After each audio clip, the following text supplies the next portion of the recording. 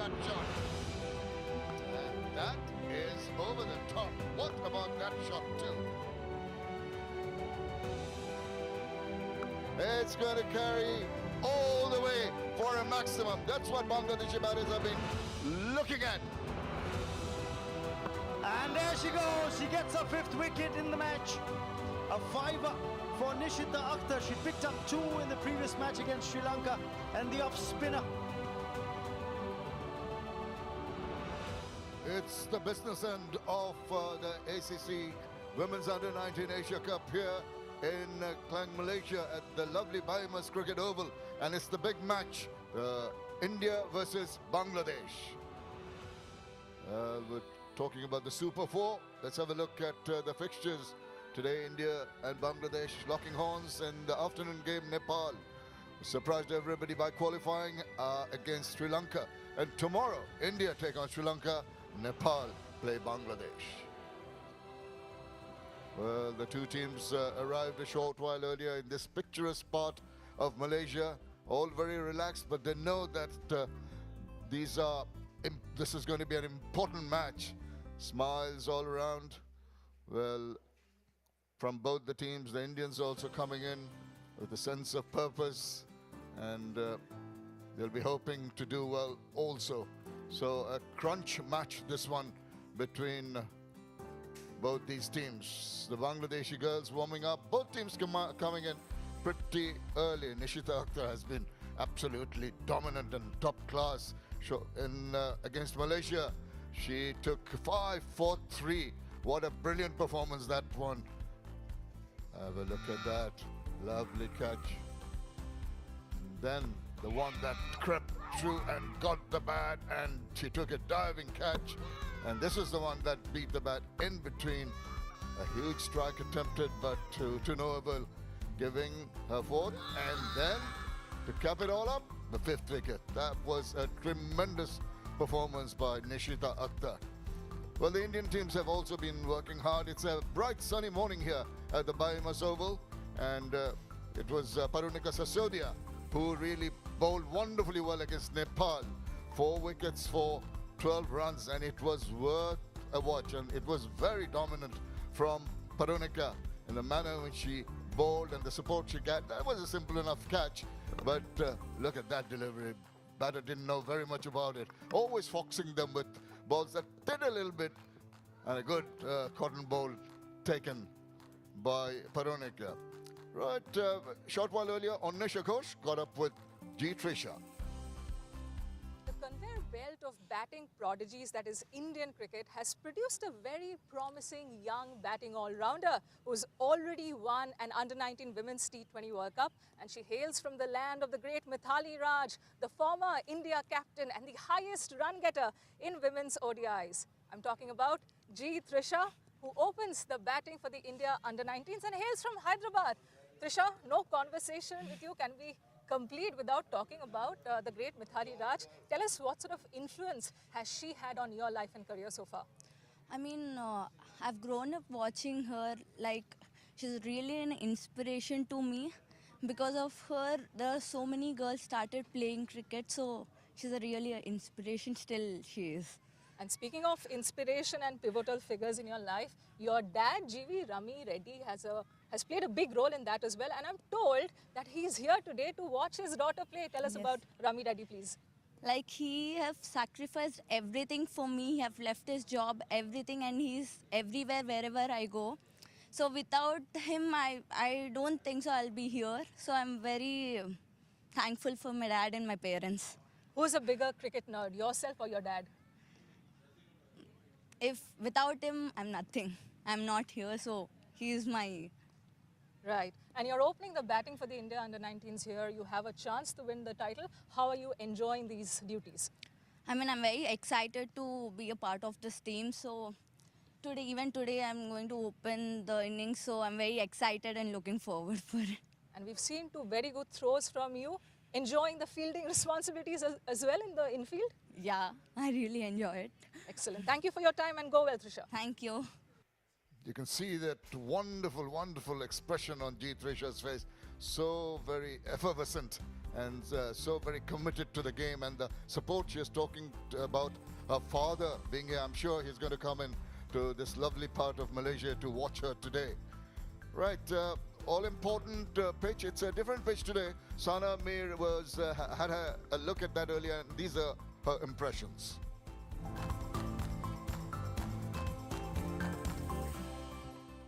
It's an all-important match between the table toppers, Bangladesh and India, and it's a fresh new wicket for the match. We had a lot of thunderstorm yesterday, and because of that, the pitch has been under covers, and that's why you can see a bit of moisture when you check the pitch. There is a bit of moisture for the bowlers. The boundary overall, when you see the dimension, is still 60 yards. Another element in the pitch is the uneven grass cover. There are different patches on the ground, on the pitch, and because of that, there might be a bit of a double pace pitch. The bowlers like Sonam Yadav, Nashita, they will definitely come into play, but it might be really good for batting as well. So if you win the toss, I feel the captain needs to bowl first, because we still don't know what's a good score on this pitch.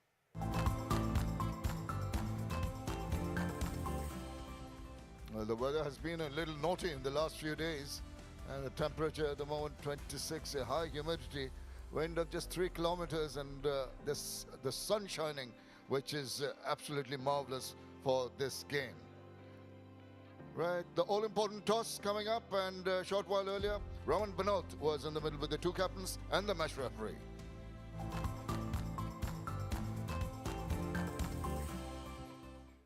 The sun is shining down in all its glory as we head into the Super 4 stage of the ACC Women's Under-19 Asia Cup 2024.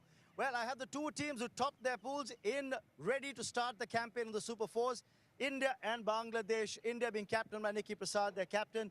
Somaya Akhtar captaining the Bangladesh Under-19 side. I had the match referee, Vanessa De Silva, in attendance. Nikki's got the coin. She's going to give it a flip. Somaya to call. Tell. Tails is the call. It's a bouncer this time. But it's a heads. So, Nikki, you've won the toss. You'll have to tell the match referee first what you're going to do. We would like to bowl first. Like to bowl first. That's the decision taken by the India captain. Nikki, just talk us through how the campaign has been so far. The group stages were good. The game against Nepal was abandoned, but overall the teams played good cricket. Yeah, so we've been playing good cricket, and we would just like to continue the same. And all of us are really excited, like always. And just tell me a little more about, you rang in 4 changes going into that game against Nepal. What do we expect from India coming into this match today? so we still have 4 changes for this game, and all of us are one of the best, so we are giving opportunity to everyone. You had a spin department that's really come good, hasn't it? Parunika picked up a 4-4. Sonam Yadav in the match before had a 4-4. Spin it to win it? Spinners are doing really good, so nothing more to say. All right, so 4 changes today. Go well for this contest. Yes. Thank you. We've got the Bangladesh captain stepping forward, Somaya. First and foremost, congratulations on some great cricket that you've played through the group stages. Table toppers, won both your matches. What's the mood like in the camp? Good. If you had won the toss, what would you have done today? Because now you've been put into bat.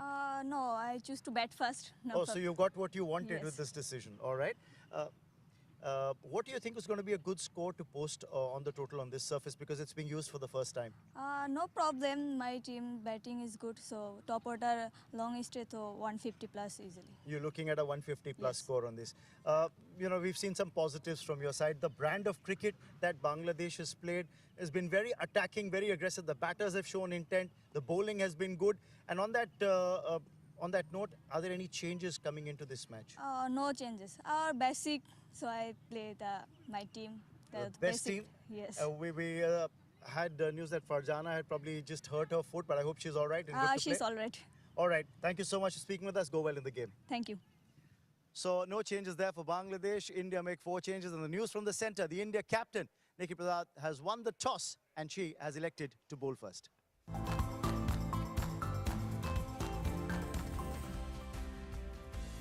Which means Bangladesh are batting here. India elected to bowl, and I've got Anusha Ghosh alongside. Good morning to you. Good morning, Shameem.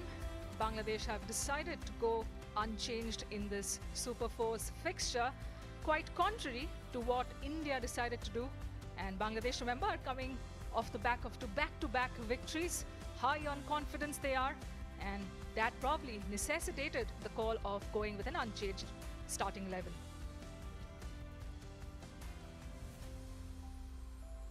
India, in the meantime, as Captain Nikki Prasad said, have brought in 4 changes, and among them returns Sonam Yadav, the pick of the bowlers in the first game, who will be helming their very potent troika of left-arm spinners alongside Parunika and Ayushi Shukla.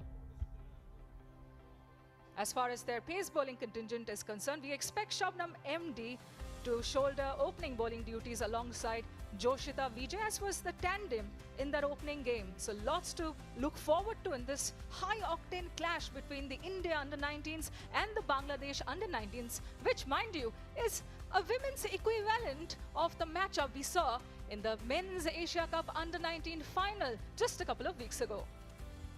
Yes, and just a reminder to our viewers that both these teams carry forward the points and the net run rates that they've got in the first round. So that might just play some part in how these teams progress forward. 2 umpires getting ready to get out on a bright sunny morning here at the Biomas Oval in Klang, Malaysia. And we've had a wonderful tournament so far. Unfortunately, because of the intervention by weather, it's been raining in the afternoons. There is some concern for the afternoon match, but hopefully that we get a full game, this first one here today. The on-field umpires, Nimali Pereira from Sri Lanka and Dedono De Silva from Sri Lanka as well, are marching out onto the field. Noor Hijra from Malaysia is the third umpire. The sun is shining down. Been quite scorching start to the day this, and there were overnight rains that did keep the pitch under covers for a fairly long time. Opening the batting for Bangladesh will be Fahmida Chhoa, as you would expect, because she had gotten important 26 runs alongside Mosammat Eva. Well, the Indians would be really feeling that after winning the toss, deciding to bowl, they'd just get that little bit of extra help from conditions. You mentioned the pitch being undercover. It's a new pitch. There are patches of grass. There will be some that bowls that skid on, some that grip. So it'll be difficult for the Bangladeshi batters to assess early on. In addition to that, there will be a little bit of movement in the air because there is a slight cloud cover, and of course the moisture in the outfield may be not drying so far. It's just the sun is breaking down, so it will dry soon. But the first 5 overs are going to be very crucial for the batting unit. Outcome Fahmida alongside Eva. Some patches of green on this surface, and it's made out of local clay and sand, I'm told, unlike the other surface which had soil brought in all the way from Darwin, Australia. And it's these patches of green that both the batters and the bowlers will want to take note of. And I wouldn't be surprised if Captain Nikki Prasad decides to throw the ball to Shabnam MD up top. Well, the Bangladeshi batters just settling down, having a look, a little bit of a chat with each other. Let's get the focus going. Really have to concentrate very hard early on against a very powerful, strong bowling unit of India. And as I mentioned, if they can get off to a good start, they'll be getting to their target well. Fahmida Chhoa is in her second match, just got the 26 runs. But she'll want to at least try and repeat that performance and do a little bit more to give the momentum. Mosammat Eva is into her third, 37 runs so far at a strike rate of 105.71. So a lot to play for the openers of Bangladesh. Shabnam MD, as expected, will open the bowling for the India under-19s, and she's expected to start out from the Golden Hope end. Hails from Andhra, the 17-year-old swing bowler. and swings it into the right-hander. She'll have the right hand, left hand opening batting tandem to contend with. Would be interesting to see how she maneuvers the ball at the start of the innings. All set here, just waiting for the clock to tick over. And play to start, and there we are. Play, says the umpire. And off we go in this first match of the Super 4.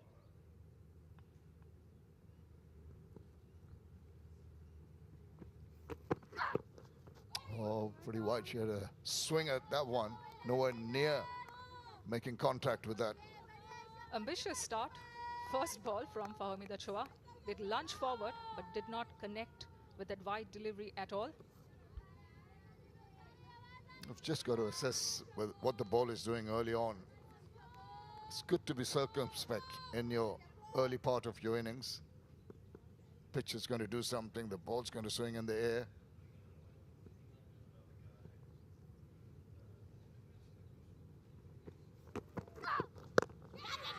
Feel a little more comfortable. Maybe one hand off the bat, not making the requisite contact. Just held up a little bit that delivery, but was pitched on back of a length, and Chua spooned it up right over the batter's head at the non-striker's end. A lot being thrown up by way of shenanigans by this pitch here at the first Super Force fixture of the ACC inaugural Under-19 Women's Asia Cup. Some smattering of Bangladeshi fans have already put in their attendance for this fixture. Width of trying to cut it square. Misfielding. Don't want to do that. Maybe wet outfield slithering along in the grass. Gets the first runs for Bangladesh. Off the mark is Chua, courtesy of a misfield by the infielder. She will scamper over to the non-striker's end. Look at that delivery again, wide. Threw her hands at this one. Should have been a regulation stop, but early jitters perhaps. It's just one slip in position now. The right-hander on strike. Field changing over. It's a little bit of surprise. We don't see Indian fielders misfielding often. Have to tighten up on that.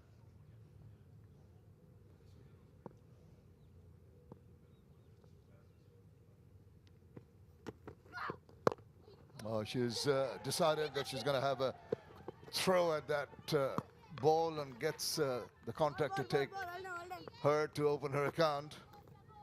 Cheeky single from Eva to get off the mark. Right arm over by Shabnam MD to the right hand batter.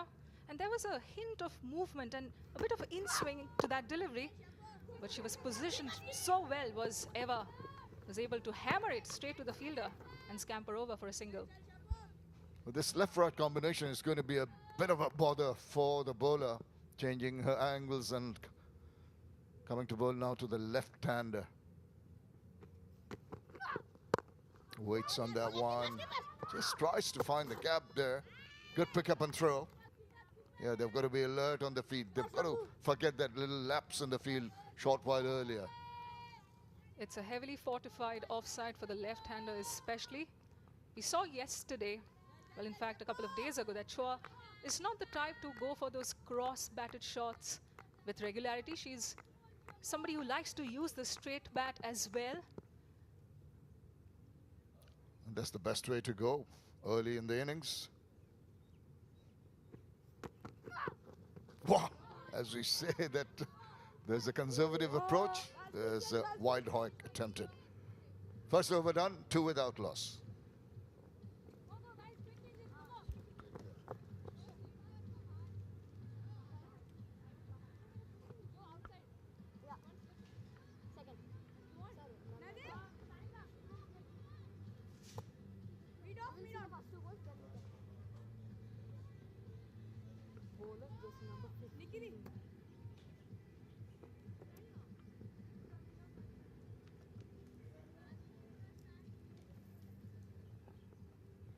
Sumaya just mentioned that there are no changes to the Last 11, Farmida has opened up.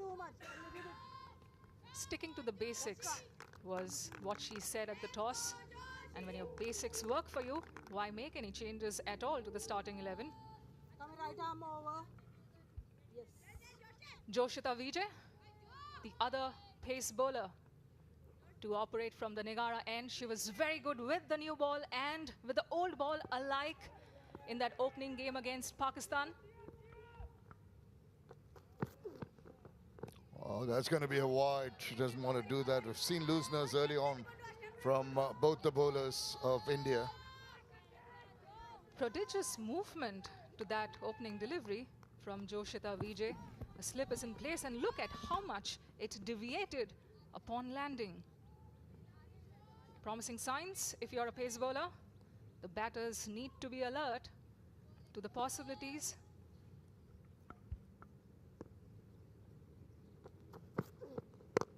Oh, really thumped that with a lot of power. It's racing away to the boundary.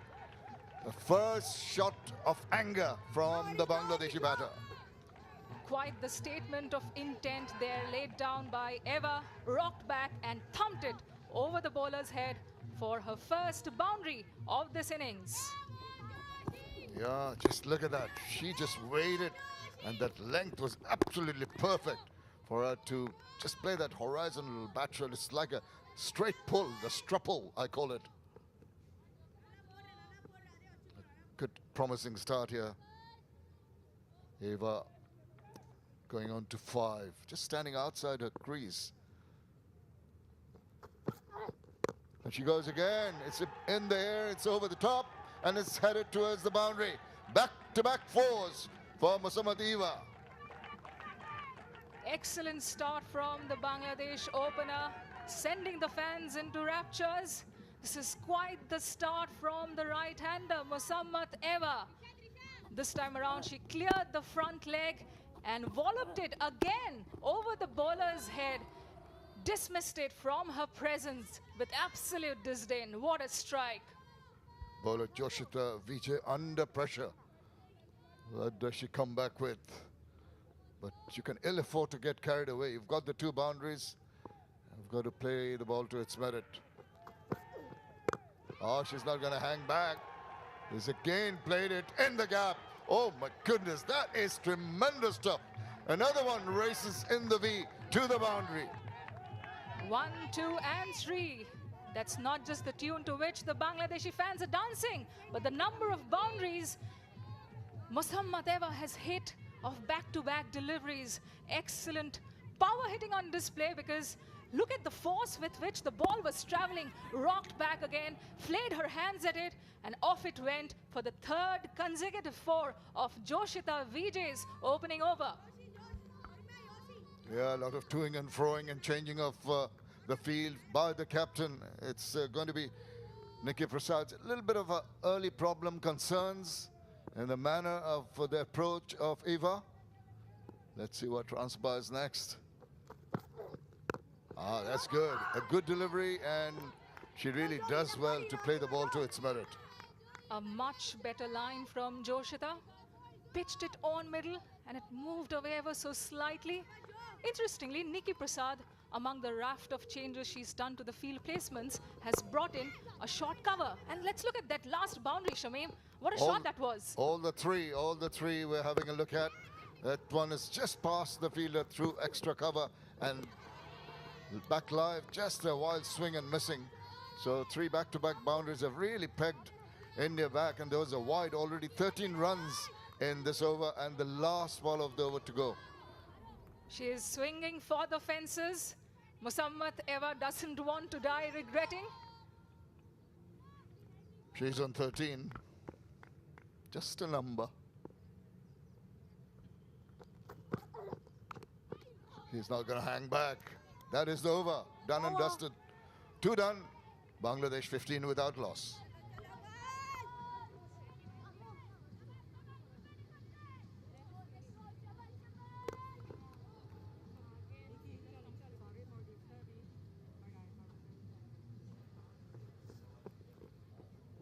Helmet ready, helmet ready.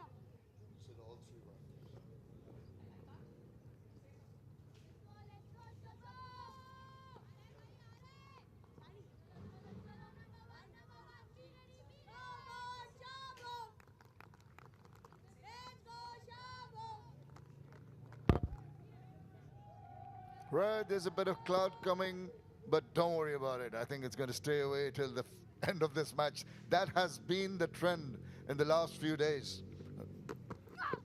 Still sunshine, but boundaries are the order of the day. There's another one. And this is a tremendous... She got the inspiration, Fahmida, from Eva, really blasting the ball all over the ground. After those 3 back-to-back fours from Eva, Fahmida decides to put on her party shoes and join in this extravaganza of boundaries we are seeing on display from the Bangladeshi openers. What an exquisite stroke that was. Dropped down on a knee and played it along the carpet. Exquisite timing. Well, just the circumspection that we expected, not there. They are in a marauding mood this morning. Oh, that's a beauty. Just crept in, a little bit of hint of inward movement. Crept between bat and pad. Could have struck timber. Good ball to come back with. A highly tantalizing line that was. Good length as well. It just rose up after landing, but didn't carry to the keeper. The uneven bounce we were talking about at the start of this innings is clearly on view. Some balls keeping a tad low, the others not so much.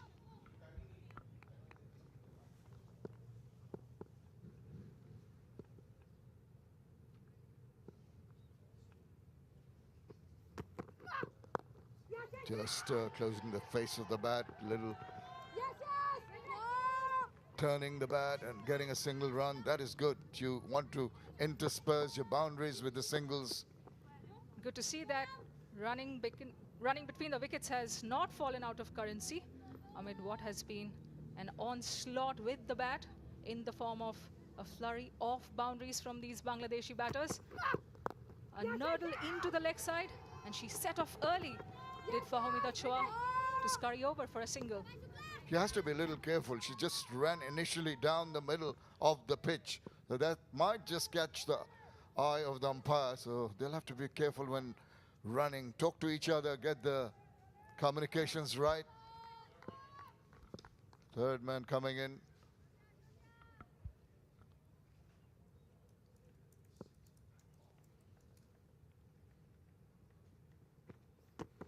Little shuffle across and just barely going past. No damage is done.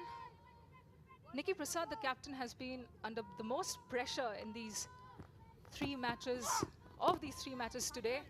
And I sense that she could throw the ball next to a certain Mithila Vinod, who is very good at pulling things back, as she did during that final of the Tri-Series. The India Under-19s B played under Nikki Prasad's captaincy against South Africa Under-19s, who had gotten off to a flyer in the power play, but Mithila pulled things back. It's a bit wide, and she had a slash at that. It's a different bowler.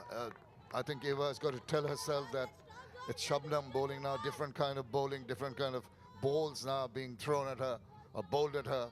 So she just can't have the same kind of mindset. You tend to get carried away on occasions with a spate of boundaries, but you've got to intersperse that. There's so much support for Bangladesh anywhere they go. It's so nice to see. I'm sure there are a lot of Indian support in this part of the world. Big diasporas of both the teams, of both the countries here in Malaysia.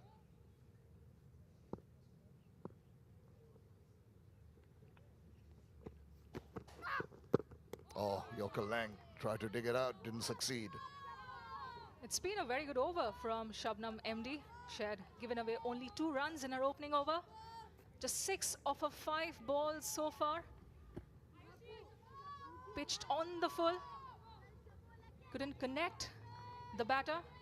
She needs to finish this over strongly to give something by way of momentum to the next bowler. A look at the pitch, Shamim.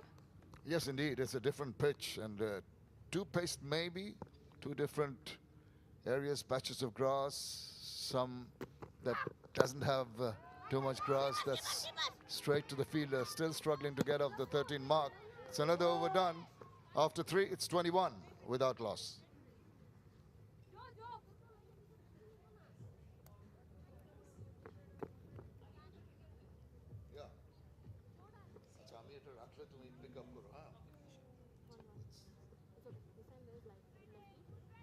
one done. This one, I know you get a breakthrough. I know. I'm confident, okay? What field do you want? Can you see one back? Lefty, lefty. One this. And this. Leg, please. Leg stump. Towards you a little bit. A little. Lovely facilities here, the Biomass Oval. Wonderful surrounds. Reminds me of some English county grounds.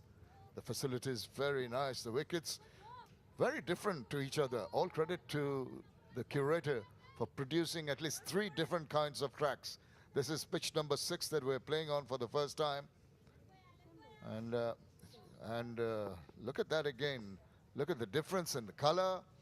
Brownish, orangey, dark. Got all sorts. Joshita Vijay to continue from the Negara end. Despite going for 13 in her opening over, good to see Nikki Prasad repose that degree of faith in one of her strike bowlers. Is one of the best swing bowlers going around on the Indian domestic circuit. There to see how Joshita comes back after being clobbered in the previous over. And she cramps her for space. This is good bowling. And Joshita has impressed several stalwarts of Indian domestic cricket and international cricket alike. She's not happy with the throw there from the fielder, Ishwari Avsare. A certain Jhulan Goswami took note of Joshita Vijay's pace bowling abilities. Yeah, not quite sure of the shot she's going to play.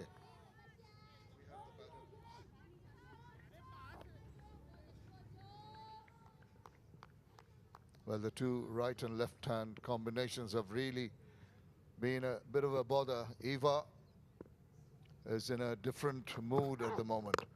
There you see she's in a more attacking mode right the way through, but this time she finds the fielder. Well intercepted by Sanika Chalke, the fielder at cover. Put her body on the line. It flew at rocket speed. Is that a dropped opportunity? Would have been a tough one anyway. She was diving to her right. Definitely stopped a boundary there. Yeah, that's what they need to do. There was a lapse very early on, but they've recovered very well. Nice, well played. Eva actually comes from Chuadanga, which is northwestern Bangladesh. Plays for BKSP, which is the sports institute in the Premier League. So she's well adept and she knows how to go about her innings. BKSP is also where Fahmida Chua, her batting partner, studies and trains at. The premier sporting institute in the country, as you said. Oh, this has been a tremendous comeback after the second over. Went for lots of runs. We're in the 4th and just a single run in this over. Speaks volumes about the resilience this young woman has. Not the first time she's showing off her skills with the ball. Has overcome a lot of obstacles and hurdles in her personal life as well. Swing and a miss. And that is the end of an excellent over. Just the lone run from it. And after 4, Bangladesh at 22 without loss.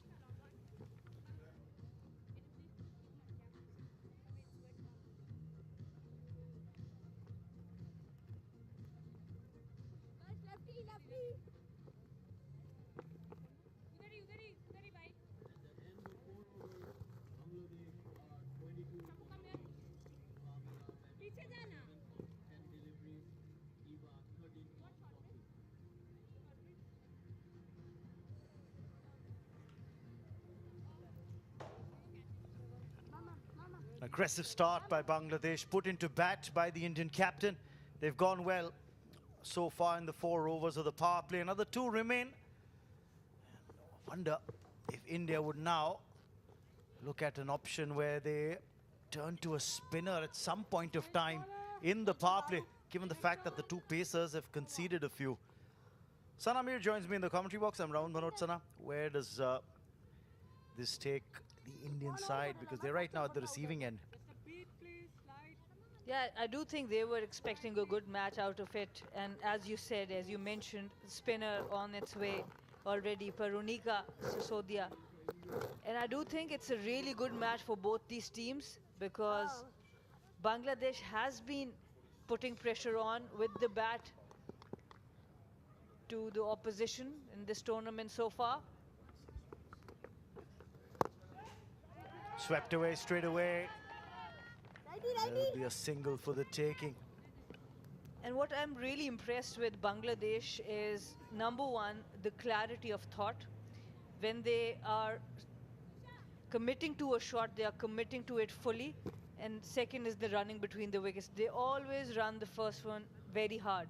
And that's why even on a pitch that has moisture, they have been able to get those boundaries. Spot on. But now let's see if Parunika Sisodia can create an impact here. The spinner picked up 4 wickets in the previous match against Nepal. She was leading the spin attack for India. Oh, the armour comes into play, the inside edge. Very lucky, Eva, that she didn't chop the ball back onto the stumps. That's what Parunika brings to the table, the variety. Absolutely, she was brilliant in the last game as well, and this time brings it in with the new ball, the arm ball, the left arm spinner to the right hander. Perfect recipe in T20 cricket. Remember, Sonam wasn't playing that match against Nepal. Sonam had taken a 4-4 in the first game against Pakistan. And then Parunika Sisodia came to the party in the next match. And the way she's bowling, I would not mind a slip, especially for the left-hand batter, because the ball with the arm ball will leave the batter. 5 wickets so far for her. Had 1 wicket for 17 against Pakistan. Bowled very economically in that game, and then 4 for 12 in that next match. And interesting you make that point, Sana, that you get a slip fielder even with a left-hander there. Of course, with the right-hander on strike, she may not get too much turn because it's a new ball that she's bowling with. But the drift and the angle for the left-hander who's trying to play on the leg side, maybe that slip might just come into play. 3 singles and a dot. And Bangladesh fans really enjoying it so far. Oh, once again, it's the slider that once comes straight with the angle and slightly quicker as well. Yeah, and the control is brilliant because the previous ball she spun it, this time outside off she brings it in. So keeping the batter guessing unless the batter is watching it from the hands. She's got that slight variation at times. It's straight to the fielder where she pitches the ball on the leather than the seam, so it slides on a little quicker. End of the over. The tidy one from 25 without loss.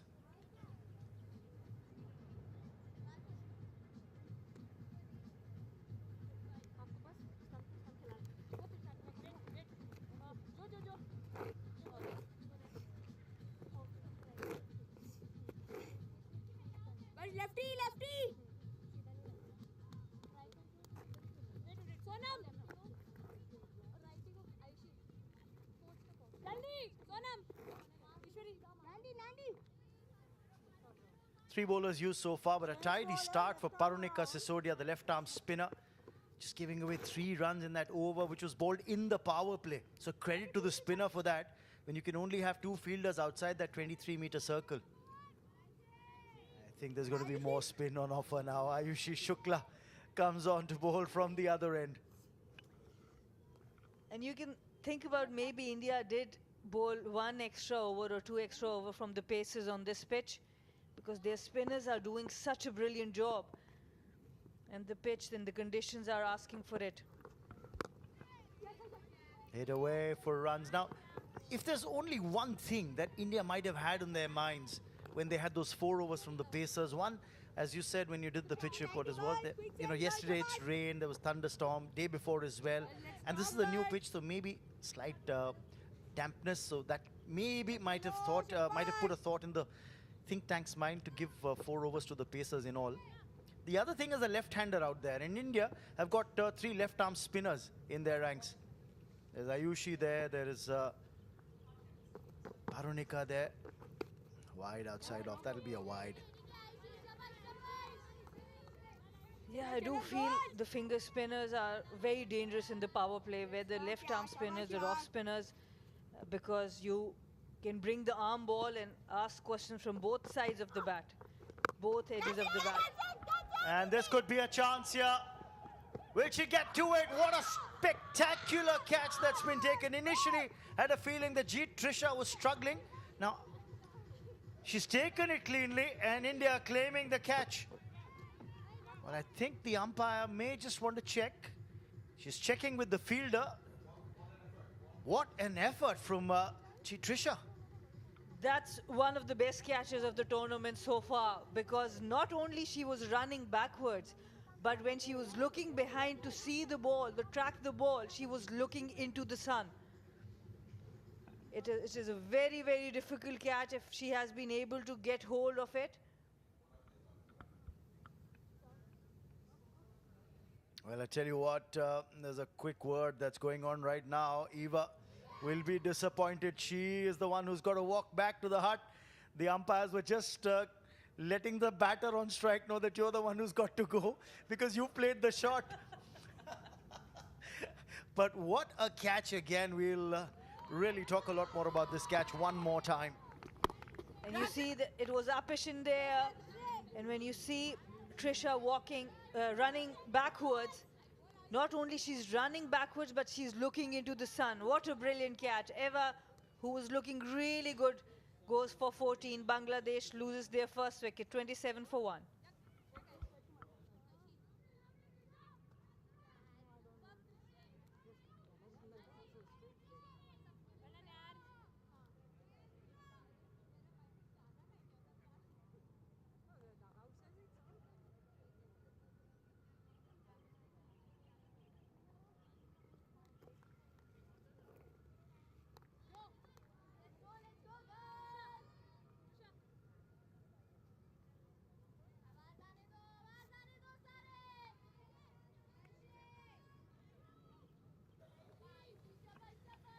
"27 for 1 Bangladesh." They were off to a good start. First 4 overs yielded runs, and then the spinners came on.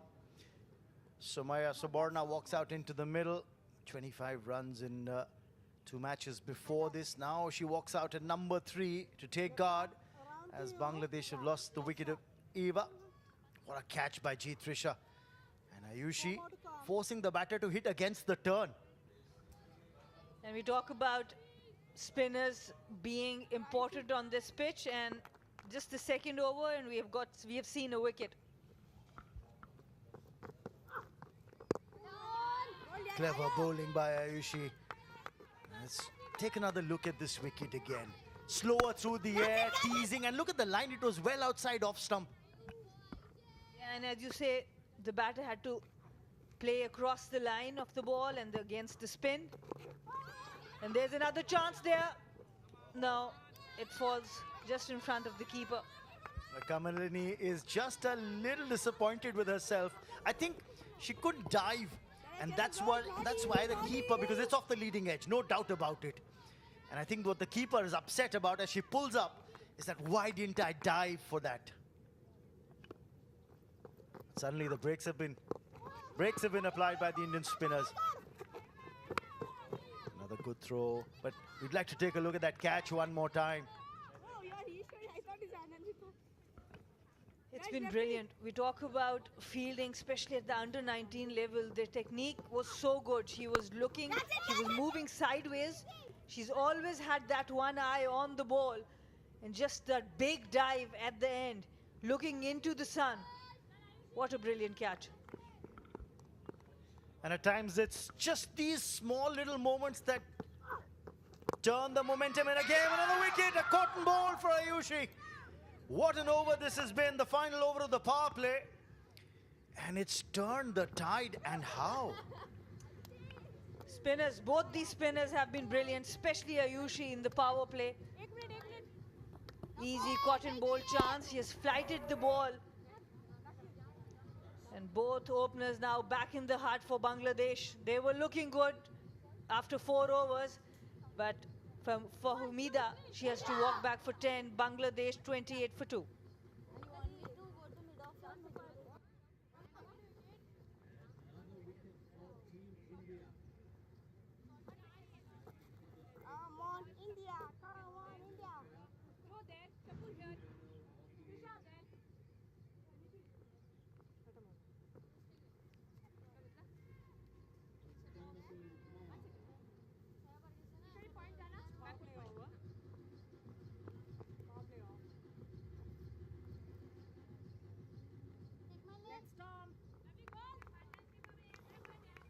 The power play is done and dusted, and Bangladesh have been pegged back. 28 for 2. At one stage, they were 22 without loss after 4. And India were the one who were being sent on the leather hunt. And the two spinners come on, and the brakes have been applied. The openers have been sent back to the hut. A signal from the umpire to signal the end of the power play, the first 6, and now the second phase begins. But let's take a look at the highlights. And Bangladesh started off very aggressively, full commitment behind those shots, going after the bowlers, making use of all the bad deliveries and some good ones too, to their advantage. And the moment the spinners came, Bangladesh was on the back foot, but what a catch by Trisha.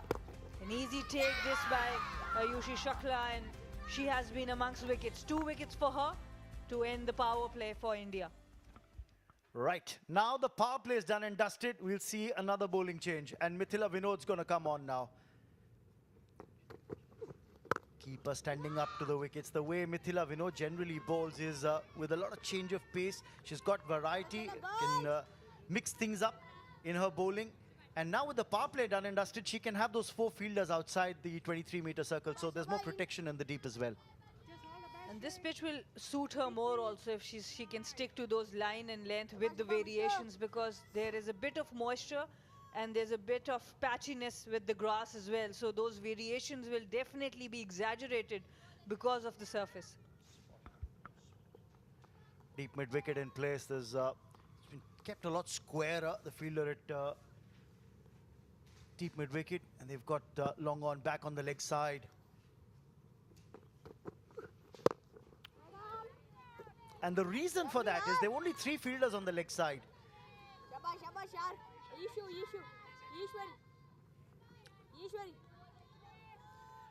She's bowling with a field where the long on's back. They've got deep mid-wicket, a lot squarish, and the fielder just behind the square leg umpire.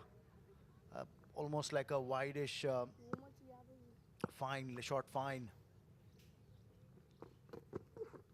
And with that field, she'll only be bowling outside off. And this is where I find women's cricket very intriguing, because you have to have 5 fielders inside the circle, and the pace you're operating with is generally slower. So as a captain, you can do so much more with the field. You can have your third in, and just look at that field positioning. You don't require a deep fine or a deep third, so you can have more fielders in front of the batter. But this is very well placed, maybe 2 runs. And that was your insurance policy. The deep mid-wicket, a lot squarer. Just in case the bowler strays in line, then you can have that kind of cover as well. But this is the previous wicket, that of Fahomida. Again, hitting against the line of the ball, which was the armour going straight on away from the left-hander. Yeah, that's why we need to understand these matchups are important, but they have their place. Oh, again, that one was slower from Mithila Vinod. Those are the change-ups that we're talking about, the variations she has in her bowling. And the length of that variation is very important also. It was the inside edge that saved Sumaya there, but the length and the line was so accurate. It was within the stumps, and you can really go for that short mid-wicket fielder. Cleverly bowled.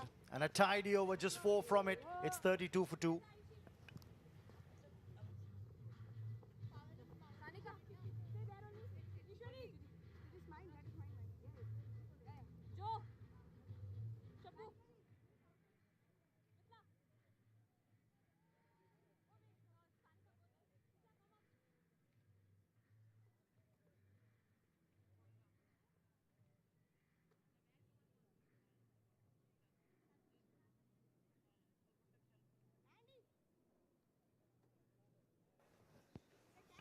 (32 for 2) Bangladesh. 27 without loss at one stage, and then the wicket of Eva fell for 14. She was looking to play more or less with a predominant bottom hand. If you see the boundaries that she struck, was trying to use the bottom hand to muscle the ball to the fence. And therefore, look at this catch from Trisha. Initially ran diagonally, And then when she saw the ball was swirling and looping overhead, I thought the adjustment in the way she ran towards the ball was also creditable. Great fielding effort. Fantastic at the boundary rope. This is brilliant from Ishwari at the boundary rope. Excellent cricket overall.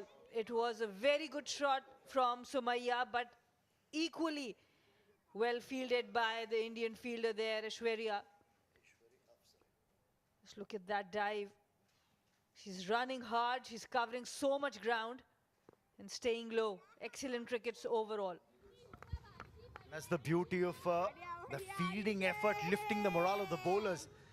You know, a lot of times you've been bowling to the field, but then at times if the batter tries to manufacture a shot, then the fielding side, the fielders are backing you up, preventing those boundaries from coming through for the batting team.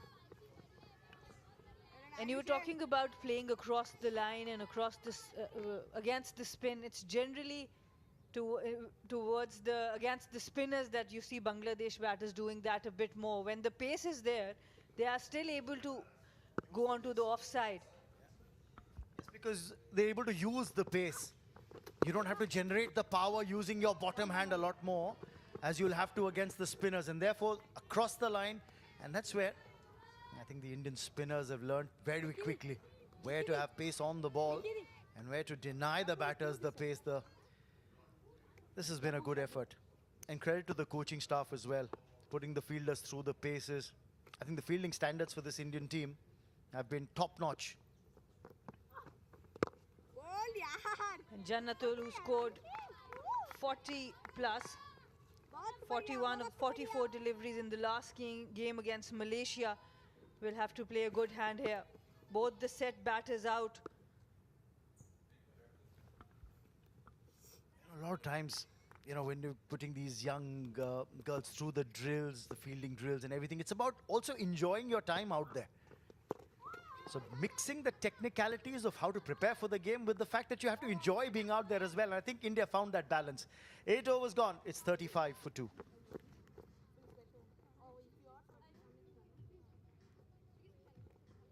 Chabu, come here. Mitla. Chabu. 9 minutes. 9 minutes.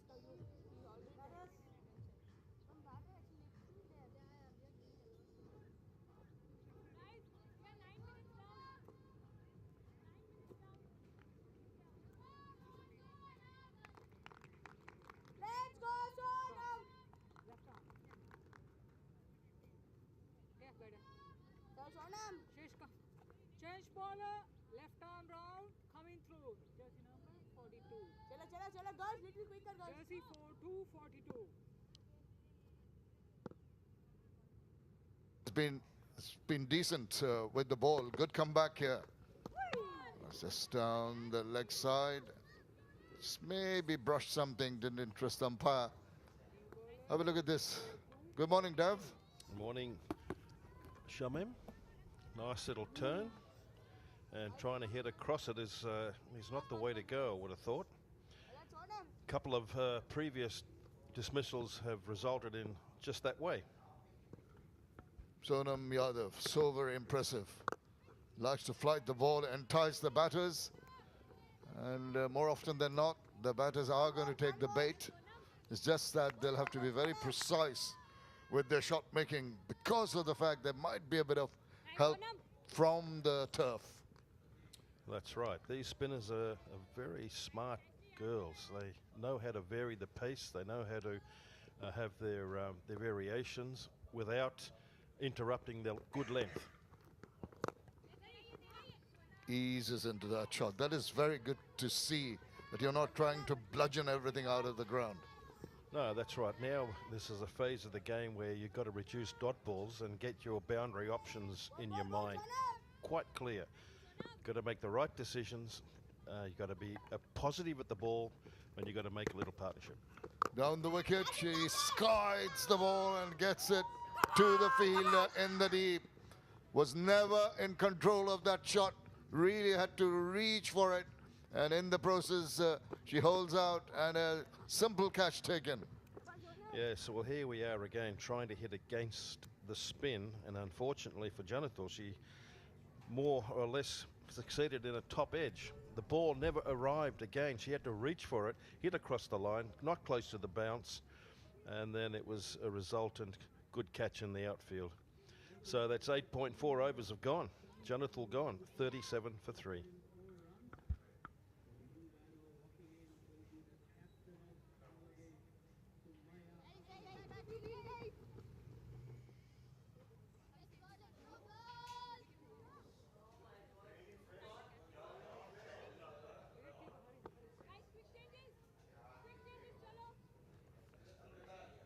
That is like correct.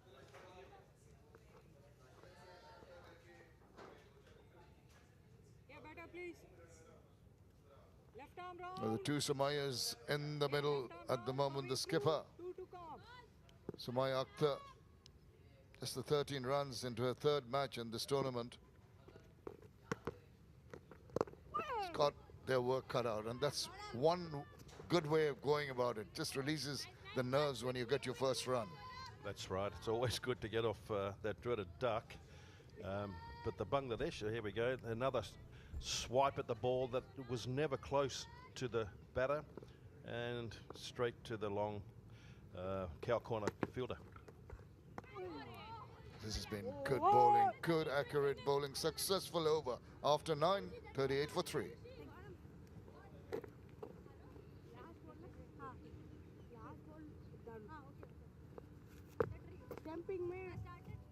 Stamping में ज़्यादा chance है How do you know which Sumaya is which Sumaya? Which Sumaya is which Sumaya? Look, Right, let's start. Thank you, man.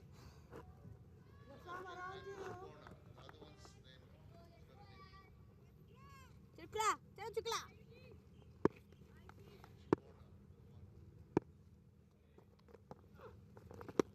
Well, the two Sumayas have got to take Bangladesh out of this hole they've dug for themselves. Started off with a bang 27 when the first wicket fell, but at the moment it is a tough going for Bangladesh, trying to recover.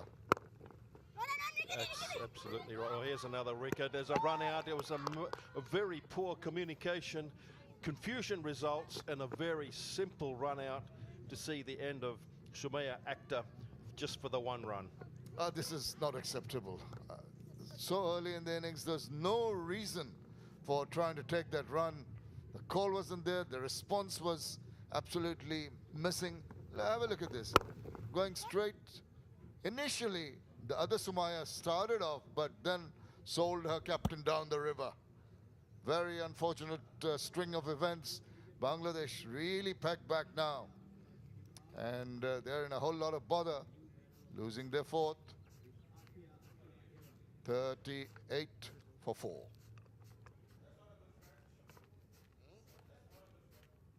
That's not a good. That, not even a friend. You know where that film comes from?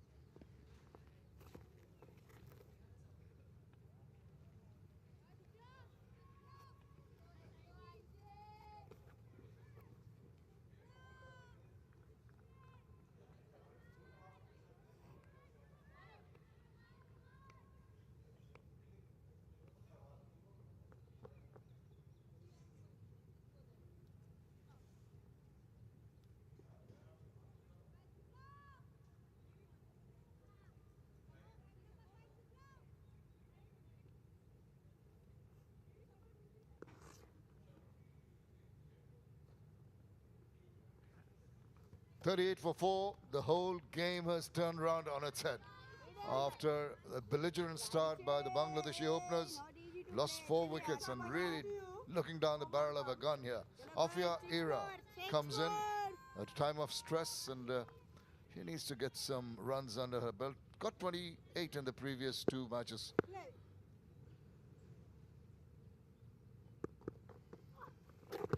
The Indian bowlers dominating, an appeal.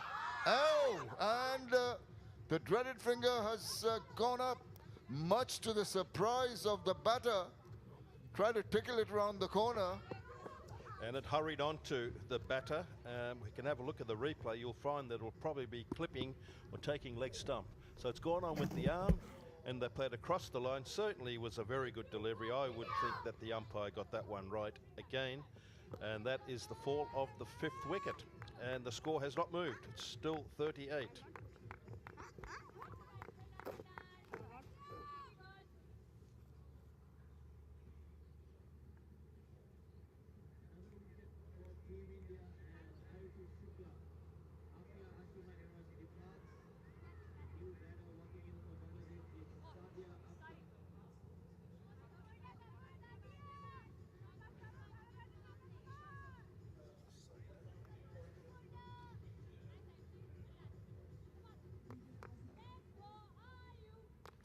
Well, Bangladesh imploding here, really from a situation where they seem to be comfortable, a spate of bad decisions, misunderstandings.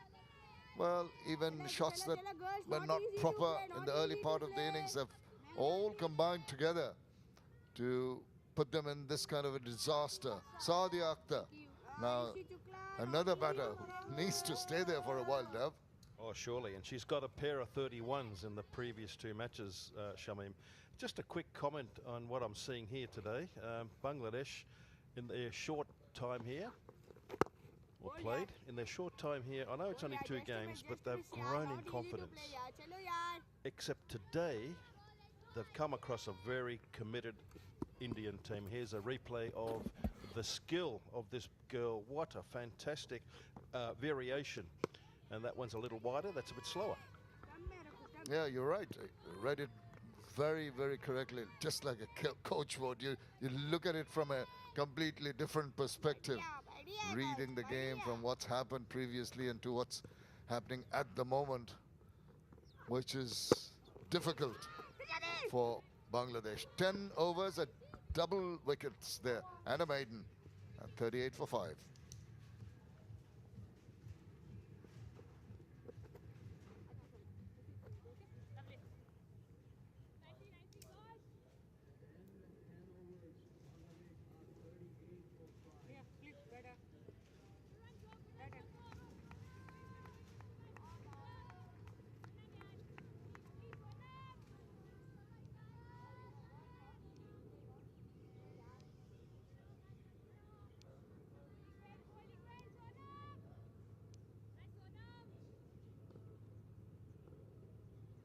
Well, they started off with a bang, but that's a sorry-looking scorecard. We just had a look at wild swipe across the line. An appeal more as an inquiry rather than a conviction. But you can see it's the Indians have got the spring in their steps. There's a replay again, hitting across the line and hitting the batter in the midriff. And that a little bit of pain, I would have thought. Oh, this is beautiful. The stumping affected and the question asked. They're going to go upstairs to have a quick look at that one.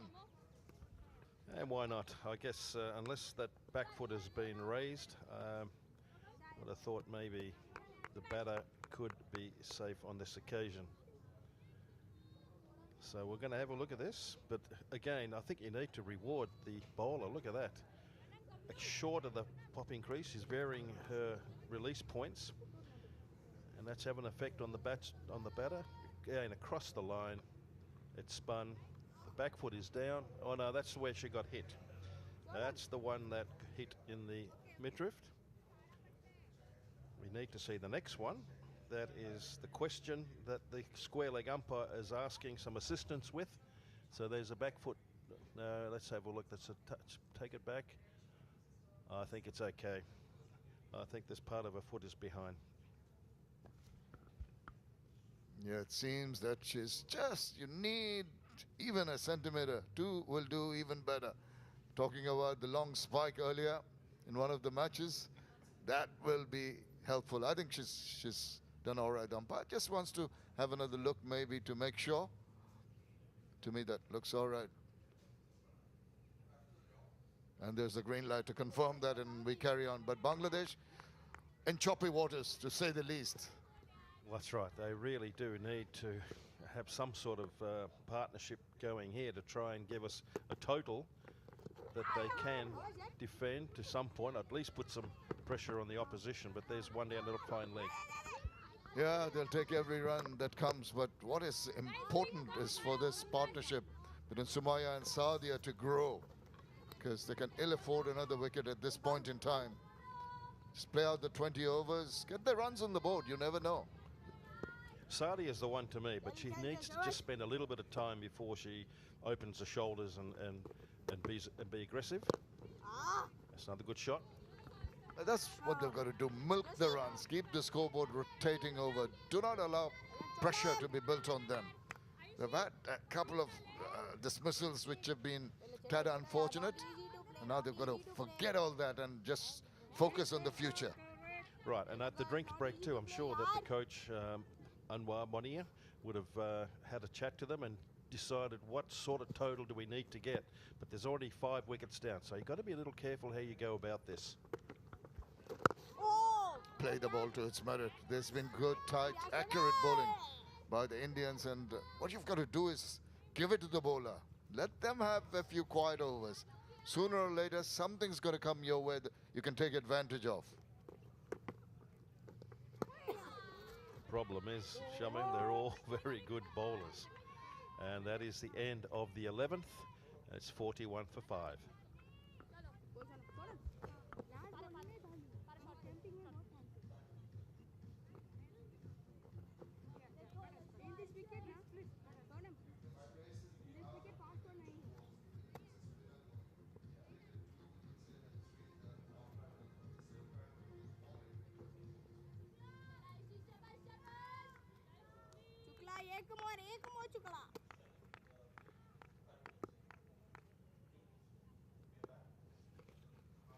Into the 12th over, 41 for 5. Bangladesh struggling, and Peel, big one. This time, it goes in favor of the batter. What a good delivery this was. This is Ayush's final over. And again, spot on. Absolutely on target. And is not allowing any loose deliveries to these Bangladeshi girls. Oh, very tentative. I must tell you that the Bangladeshi batters are having a very, very difficult time through some marvelous bowling here. Yeah, they're not allowed to score runs, are they? They've been receiving some very good deliveries, all of them. And here's another, well, there's the replay that just could have been out too, to be honest with you. That was a close call. Bangladesh will take it. That's played away. This cover and just the single. It's the first loose ball too we've seen.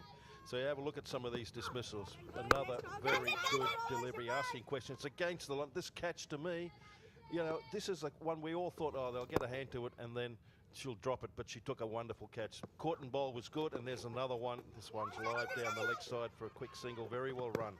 So yeah, 3 wickets on that graphic was good. Let's have a look at the next 2 wickets up in the air.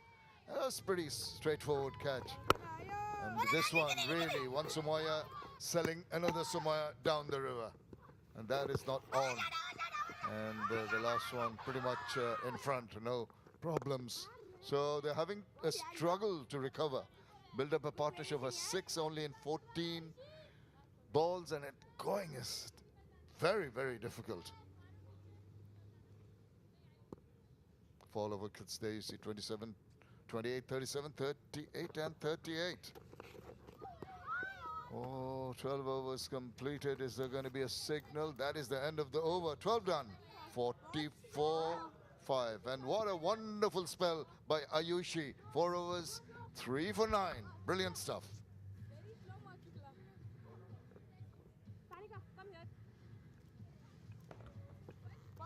slow, mama.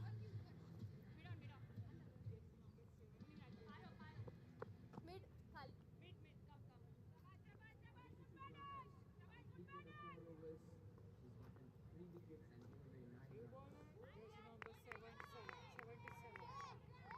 Change bowler, right arm over.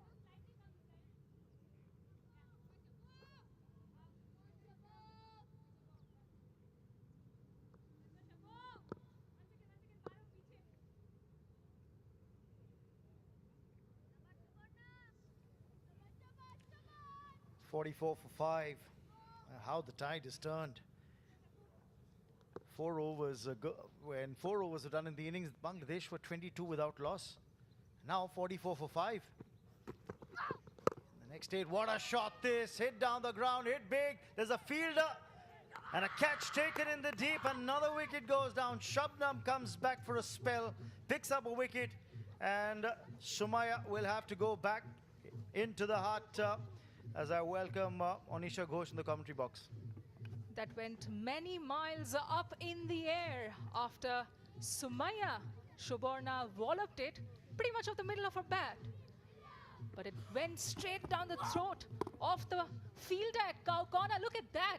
There was enough hang time and a pretty straightforward catch this was. Well, the way that shot was played, I thought there was a big hit towards the fence and taken in the deep. That's a good catch, and Shabnam gets a wicket. Bangladesh lose wicket number 6.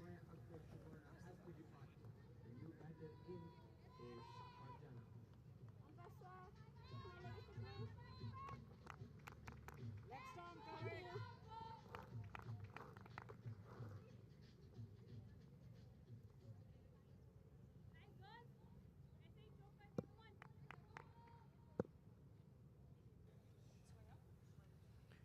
.44 for 6. Outside edge, but there is a fielder at third at the boundary. Just a single. That's all that'll accrue for Farjana, who is the new batter at the crease, gets off the mark with that single. Inspired bowling change. This is proven to be. Shabnam MD gets her first wicket of the match, of the first ball of her opening spell. Let's take a look of that. Second spell this was of hers, and the fielder didn't even have to break a sweat to take that.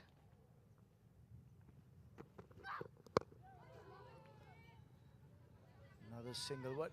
What is so heartening to see is the way Nikki Prasad, the captain of India, has marshaled her bowling resources today. Got the spinners on to slow things down when the top order batters were running havoc and running amok, getting those quick runs.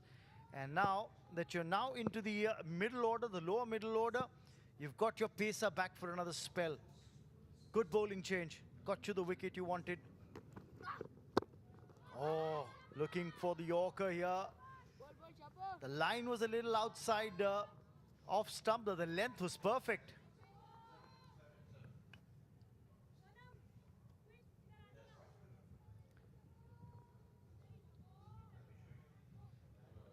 Aishi Shukla has put in the star turn today, picking up a 3-wicket haul. She went wicketless in her first 2 games, and she's pulled the momentum back in India's favor today. Play and a miss, meanwhile, for Farjana. But yes, that's been the story, hasn't it? In every match, there's been a different left-arm spinner who's put her hand up and said, all right, I'll get you the wickets. Sonam Yadav in the first match with 4. Parunika Sisodia in the second match with 4 wickets. And today, Ayushi Shukla with a fantastic spell, giving away just 9 runs in her 4 overs and taking those 3 wickets. What a terrific left-arm spin bowling all-rounder she's proven to be in the recent years from Indore, Madhya Pradesh. Again, that Yorker length. Brilliant bowling by Shabnam in her second spell. End of the over with that dot delivery, just 2 from it and a wicket. It's 46 for 6.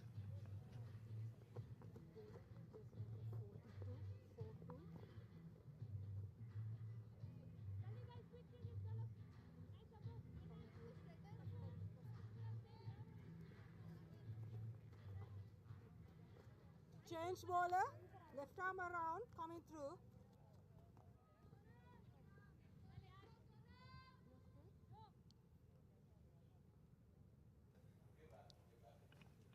Only 2 batters getting into double digits. And that's really the surprising aspect of this Bangladesh batting effort. Again, a heave-ho by Sadia. Doesn't connect. Slower through the air. Sonam Yadav beating the batter with her guile. The introduction of the spinners has really done the trick for Nikki Prasad. All 3 of them performing with aplomb. Played late, and that's better. You cannot force the issue so quickly. The line that Sonam Yadav's bowling at is just a shade outside off, and you look at the fielder, short third, and the fielder at point. Again, there's an appeal for a stumping here. The square leg umpire might just refer this. Yes, she does. She's referred it to the TV umpire. The question is, did Sadia, when she tried to play across the line, did she drag that right foot outside the crease? And was it still outside when the bails were whipped off?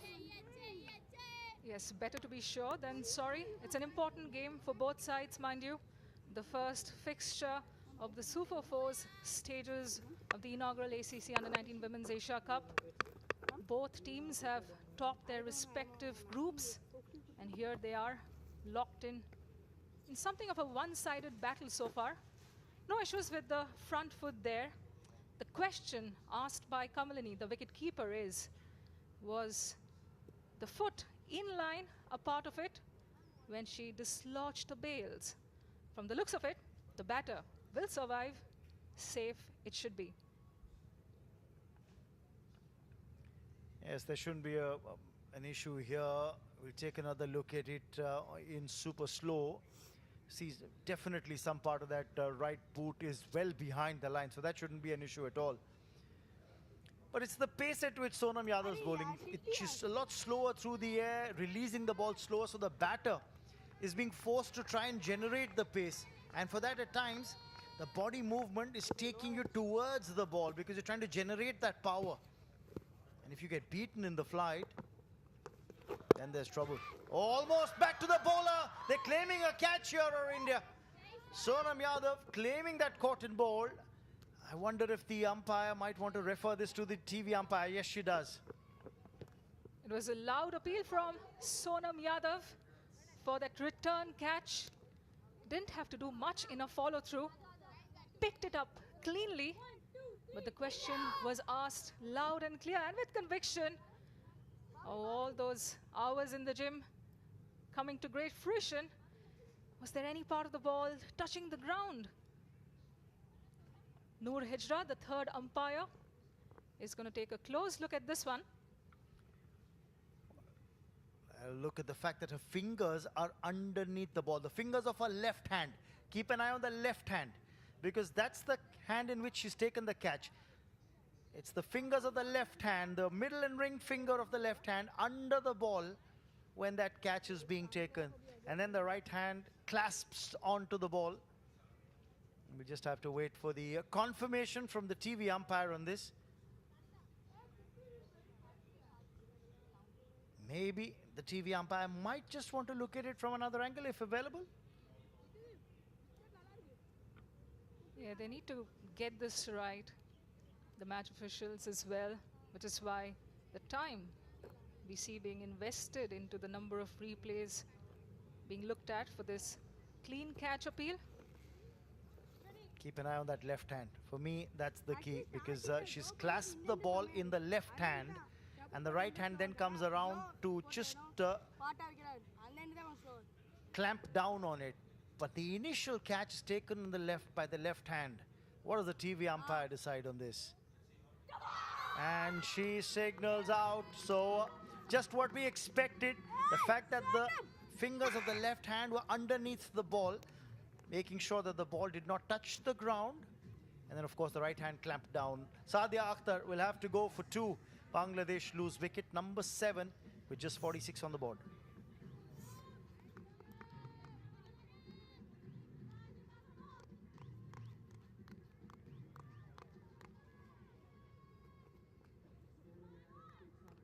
wicket for India. Salia Akhtar departs and Nishita Akhtar walks into the middle.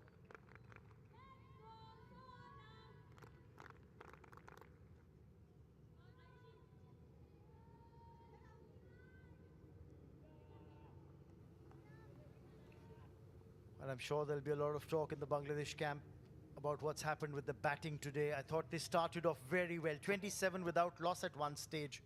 And then that scoreboard now reads 46 for 7.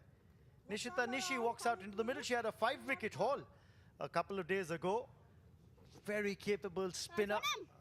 The first fiver that we've seen in this edition of the tournament in her name. So she's already etched her name in the record books.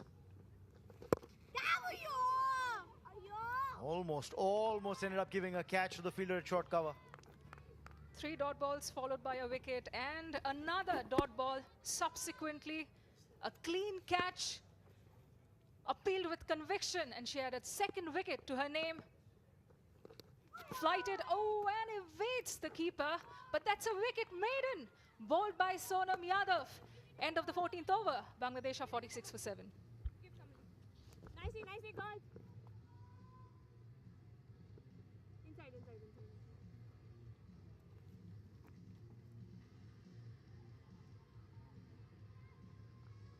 And next over, please. Back coming. Back. You want to change bat? Yeah. Change. Next over. Non-striker needs to change her bat. Non-striker needs to change her bat.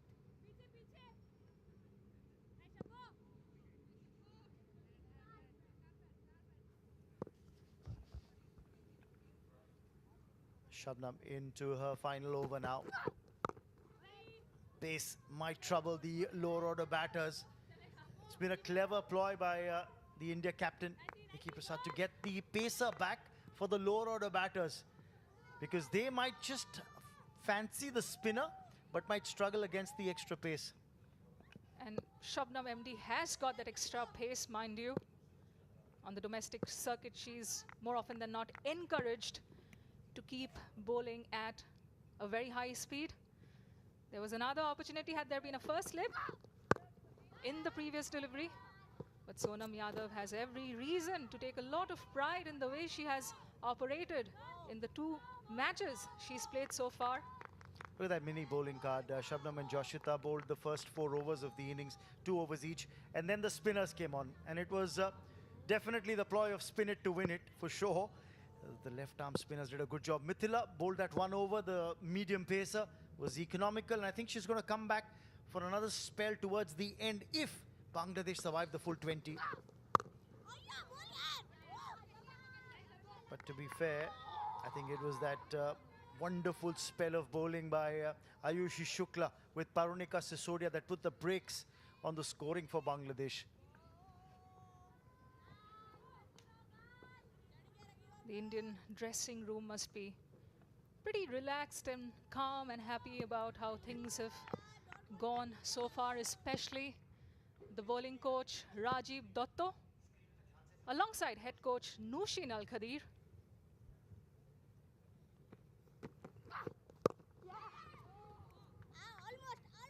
They've put in all the hard yards, haven't they? The coaching staff. Nushin, what a player she was for the Indian women's cricket team for the longest of period. And I'm sure the spinners have learned a lot from the kind of acumen that she brings to the table for this side. Of course, remember, she was the coach of that India Under-19 World Cup winning squad as well. So, you know, there's that winning mentality that this group brings to this young Indian setup for this Under-19 Women's Asia Cup. Definitely perfect, ideal role models to look up to. Pushed back by the bowler with nudged into the mid-wicket region for a single. Nishita Akhtar Nishi gets off the mark. Has done the heavy lifting with the ball so far for Bangladesh with her off-spin bowling. She has a responsibility on her shoulders this time around because Bangladesh are in a spot of bother. Just 48 runs on the board. No acceleration on the horizon so far. Can they inject some momentum in these closing overs? How many more can they add? I think that's the big question. Because at the moment, they run the risk of being bowled out within the 20. 15 gone. It's 49 for 7. Quick, quick, quick, tell.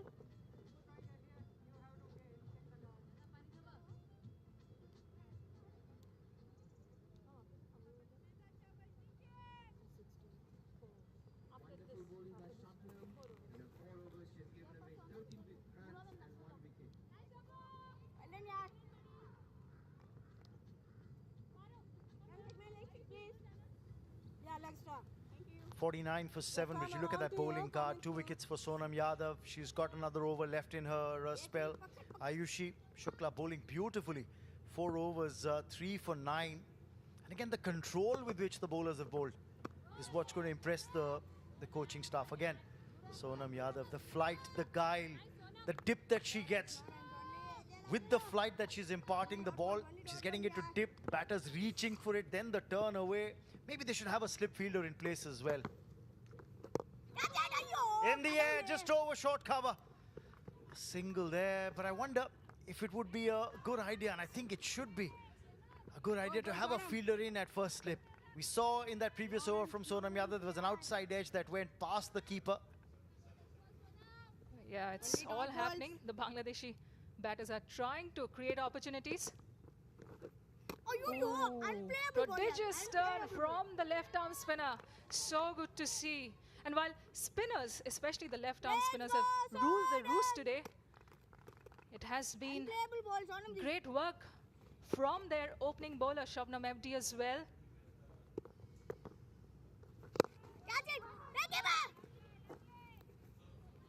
Very disciplined. Well, the single that came earlier brought the 50 up on the board for Bangladesh. They're 50 for 7. But really credit to the way the Indian bowlers have pulled things back after that aggressive start by Bangladesh. Be another single here. You know, but there's one point that one has to make here, that, you know, was that too much of an attacking intent shown by the Bangladesh batters? They say that at times when you live by the sword, at times you die by the same as well. Another wicket, another cotton ball. And once, oh, she put it down. I think she's just put it down. Oh, there's a catch there, an opportunity. Sonam Yadav might have hurt her bowling hand in that attempt to take the catch. The catch's been put down. I hope that the player's okay. 16 gone, 51 for 7. Wonderful bowling by Sonam Yadav. Jersey 71, 71. 6 runs after 16 overs. Sonam, baar chale ja, baar chale ja. Ma'am, that fielder is going out. She's got hurt. Anandita. Ayushi. Anandita.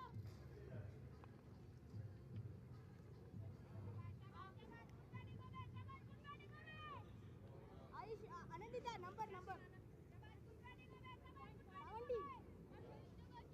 70. Bangladesh still struggling for that one big partnership or one good knock. India has done really well and have been joined by Dev. What more? And I don't think that partnership's going to happen, unfortunately, for the Bangladeshi girls. There's 4 overs left in this game, and there's only 3 wickets left. And so far in the tournament, they've looked so good, aggressive. If the top order not performing, middle order performing, and this was the last ball. There was a drop chance. Not only that drop catch, but it also hurt the finger of Sonam Yadav. Slightly short of a length, which allows the batter to go on the back foot and successfully hit it to long on. But yes, I think that looked a little painful. And ball went to her right, but she's ringing her left hand, so the technique of catching that may have not have been as good as what it should have been, and it came back pretty quick. So whatever it is, that would have hurt. It definitely did hurt enough for her to go off the ground to get some treatment. Hopefully it's not too bad because it's her bowling arm, bowling hand. Nishita, who has been really good. You can see the physio taking Sonam Yadav off the field. She'll be back. I feel sure she'll be back. She's a very good player, Sonam Yadav.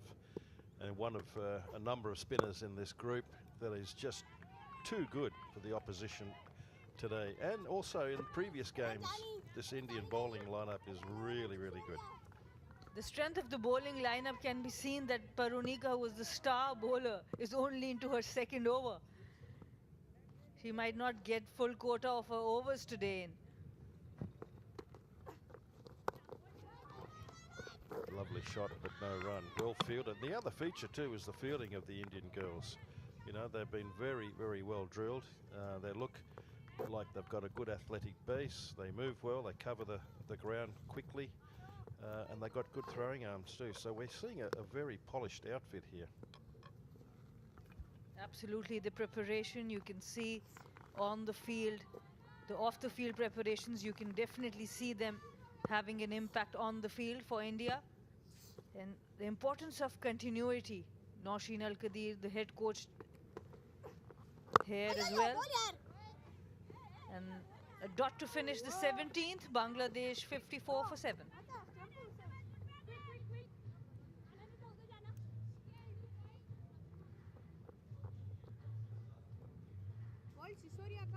Paro, go third. Go third. तो जाओ ना Ayushi backward point, go third. You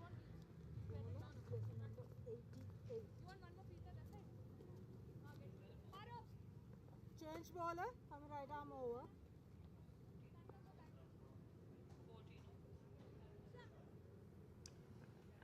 And the Indian bowlers, apart from the one fast bowler at the top, have been brilliant. So many dot balls, 58 in total. Almost 10 overs there in dots. And 88 balls since the last boundary. This is how well India has bowled.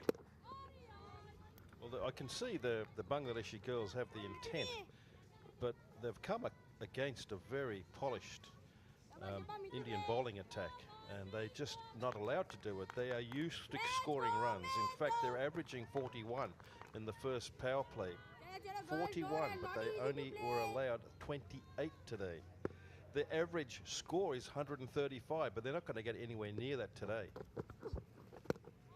That's an excellent point, because their previous matches were against teams where they would get bad deliveries or a bowler leaking runs. But here in the Indian lineup, apart from that one over from Joshita, all other bowlers have been very disciplined. And for that, you have to change gears. That's right. And Eva was the recipient of those 3 fours. Another good shot down the ground for just a single. But Eva, yes, she took 13 off that first over from Joshita. But to me, she looked like she had one piece batting. Very talented young girl, but just wanted to continue on with an aggressive approach, which that's fine. But I think you need to temper it a little bit and make a better decision, given that balls are different and bowlers are different. Absolutely. And Dev, with your coaching hat on, I would also like to understand, like, all these batters, they looked comfortable off the paces, playing on the offside. But when it came to the spinners, the shape went away. They were trying to create more power. What can the batters do? Well, that's the easy option, just to get that bottom hand into the shot and drag it across, and you're going to float with danger if you start batting like that. Another good shot, full toss on this occasion. It's in the gap, but very well. Oh no, that's a misfield, and it's taken it past her other fielder who was backing up, and a very, very welcome boundary. Now that was a lot of balls from the previous 4. Have a look. That was a bad delivery there to be hit. The fielder made a lot of ground, but at the end couldn't keep it in. Ricocheted off her knee, and the other fielder couldn't do much there.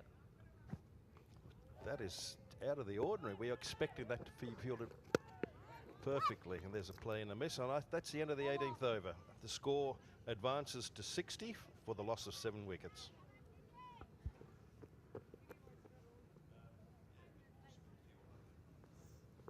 Vicky, on the front. Light corner 5 minutes.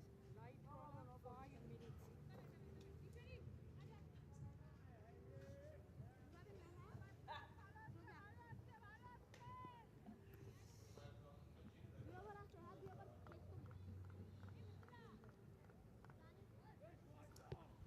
After 18, Bangladesh 60 for 7. The last 2 overs. What can the batters do well, Dev, from here? Well, there's 12 balls left and there's 3 wickets in the hut. So at some point, I'd still wait. I'd still wait another couple of balls before he'd say, right, that's it, we're going to go all out. You'd like to try and think, run a ball. That's, 71? If you can get that, perhaps a little bit more would be a good result. Good cut shot, but there's cover there, single.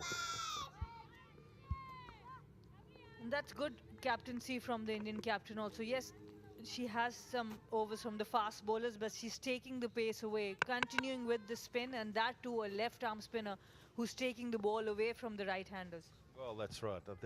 These group of spin bowlers from India are exceptionally talented, and why not? You don't normally get spin bowling in the second last and last over. I'd think they'd continue with spin, but they're so good you're able to employ that tactic. Here we go, and perhaps a slight turn, but good length, and you're not given room, so they're struggling to negotiate that. That's a better shot down the ground, but not enough power behind that shot. And what's impressive about this spinner, Veronica, she is quite slow in her run-up. She can check what she can bowl till the very end. She can see the batter, what they're doing. And make the adjustments. Good bowlers will do that. You know, we talk about repeating good balls, but if the batsman gives you a clue, then you can quickly change in your delivery to accommodate whatever the batter's doing. And again, trying to heave that to the leg side. That has been the feature of Bangladesh batting against spin. Yeah, I think that they need a little bit more discipline in hitting with the spin. And it's not easy because you have to have the discipline to do that. Now that's the end of the second last over, 19 gone, and the score is 62 for 7.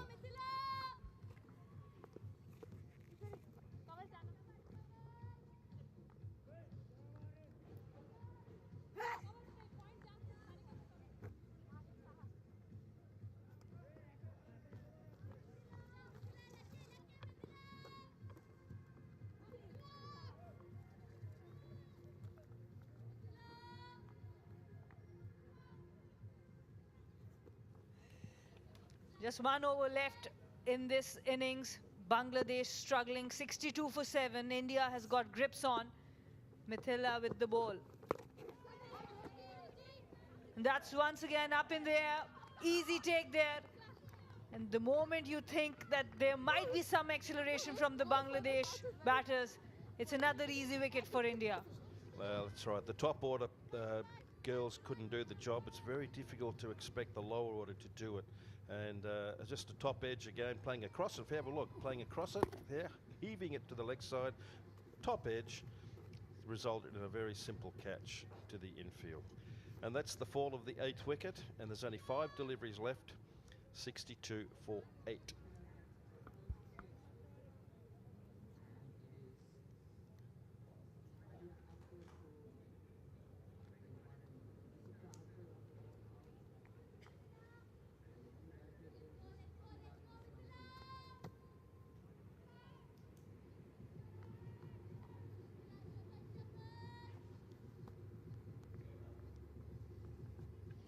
And the wickets keep falling for Bangladesh. We see new batters after every few overs, and that has been the problem for them. This time Habiba Islam Pinky. She comes out to bat to face the final deliveries. I like Pinky. She's got a bit of something about her. And she's got a 4, very first ball. She had a lofted shot on the offside, very poor piece of fielding, which is something that you don't expect from the Indian team, but well done. That's a good looking shot. Again, we talk about importance of opening that bat face and playing towards the offside. It was Shabnam MD in the deep, overran that one. 4 runs, important 4 runs for Bangladesh.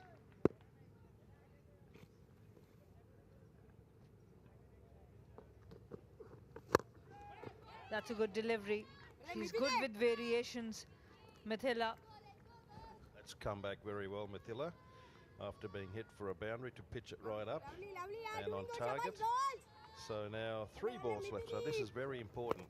There's that dismissal. Again, targeting that leg side when perhaps it might have been a lot better to hit it straight back over the bowler's head.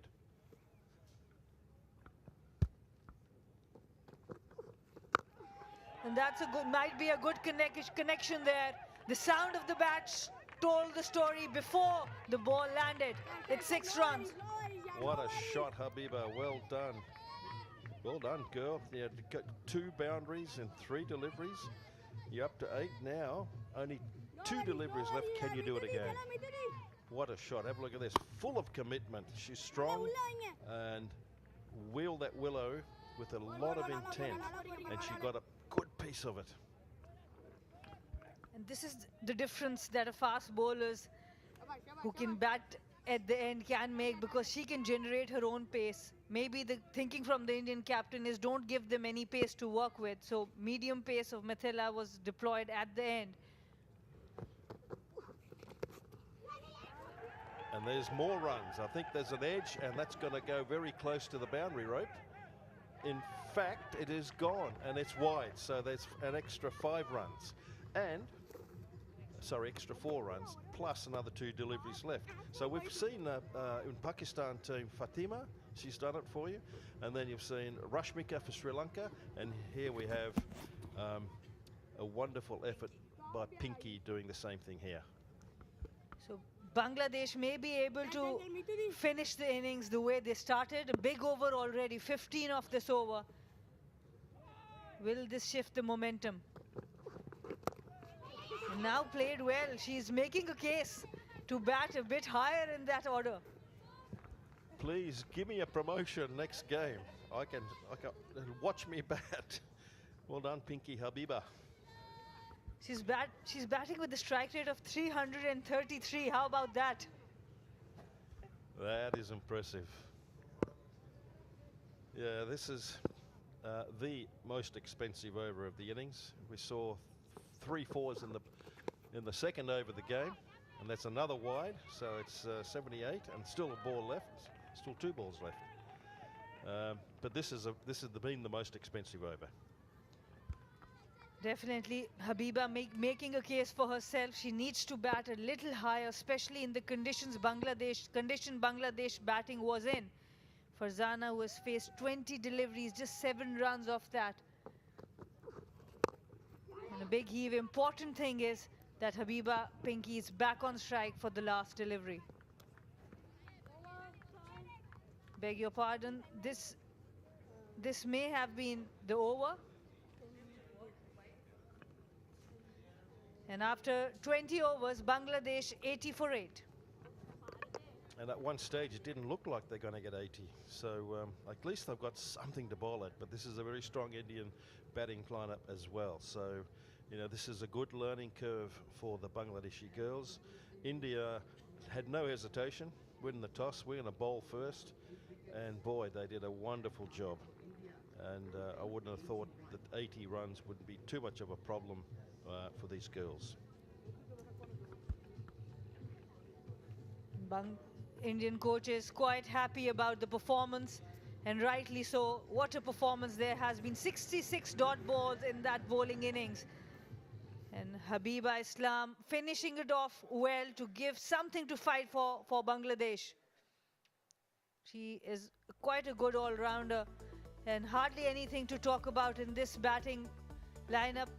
Fahmida with 10, Eva 14, and then at the end it was Habiba 11 of 4.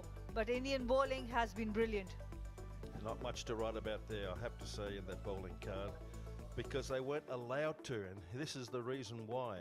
Have a look at these: Shabnam, Josita, Parunika, Ayushi, Mithila and Sonam. A really good battery of bowlers, and they've done the job extremely well. So the pick of them, of course, Ayusha with 3 wickets with a very measly economy of 2.25, and their friends weren't that bad either, I tell you. So it was a very good effort all round.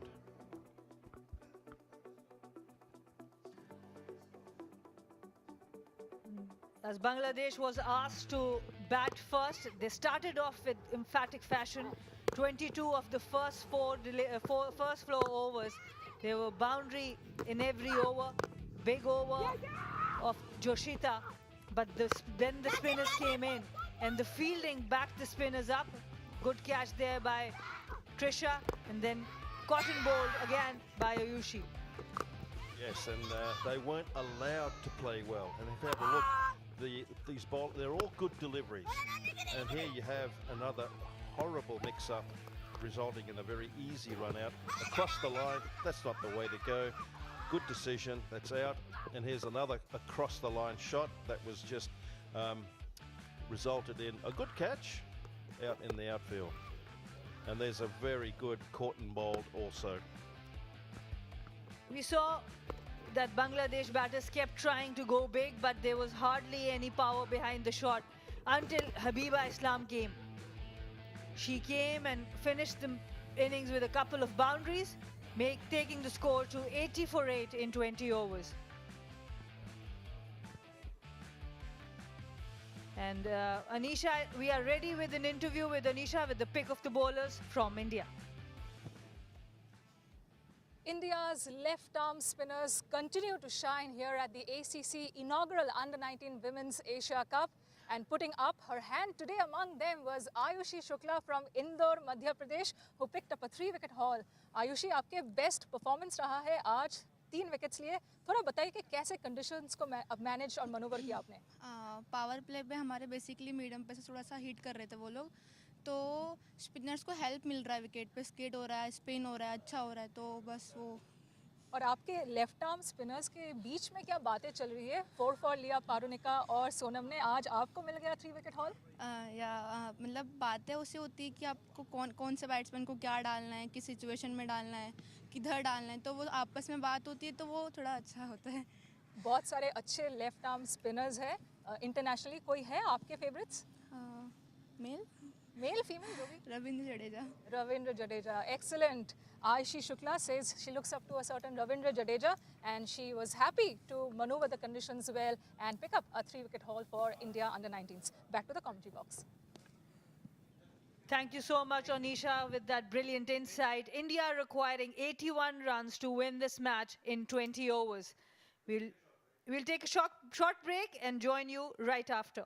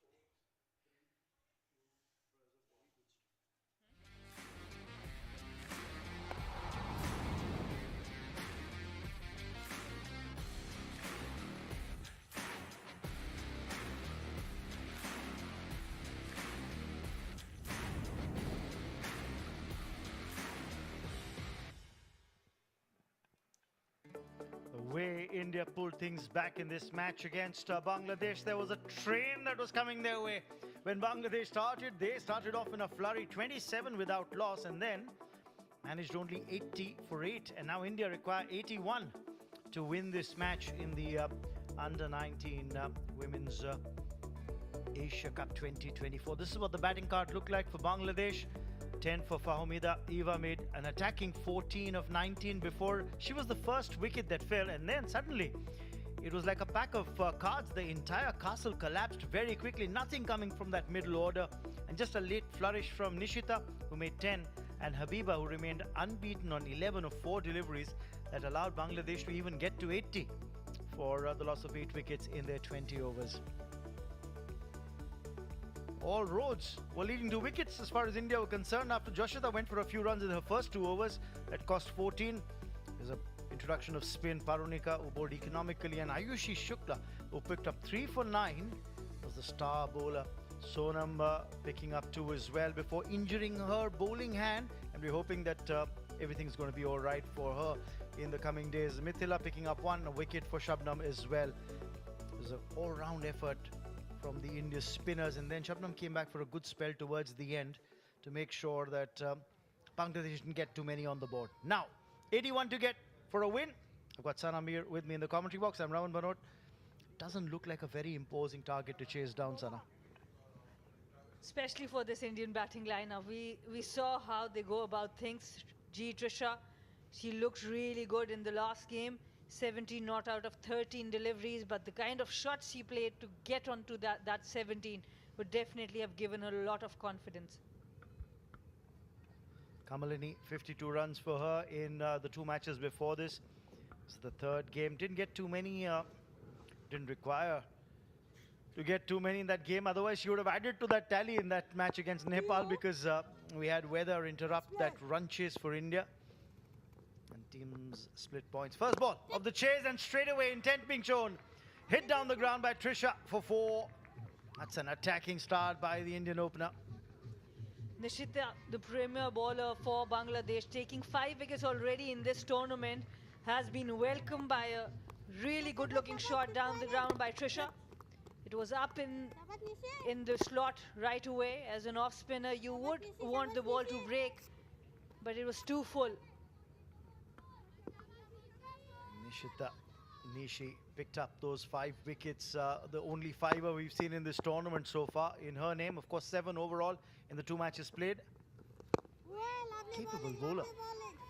That's a better line and length, especially having that slip fielder there also. And Nishita, her role model is Salma Khatun, the ex-captain of the Bangladesh team, and on how many occasions we saw her opening the bowling in the power play and doing so effectively.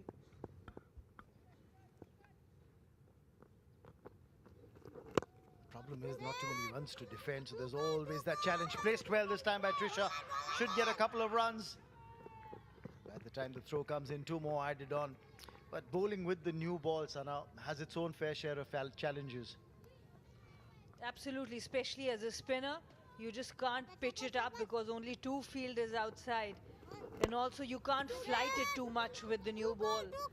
It's important you have the right pace, and the margin of error is very limited. But then with the new ball, it's also great. I used to love bowling with the new ball because then the arm ball comes into play as well.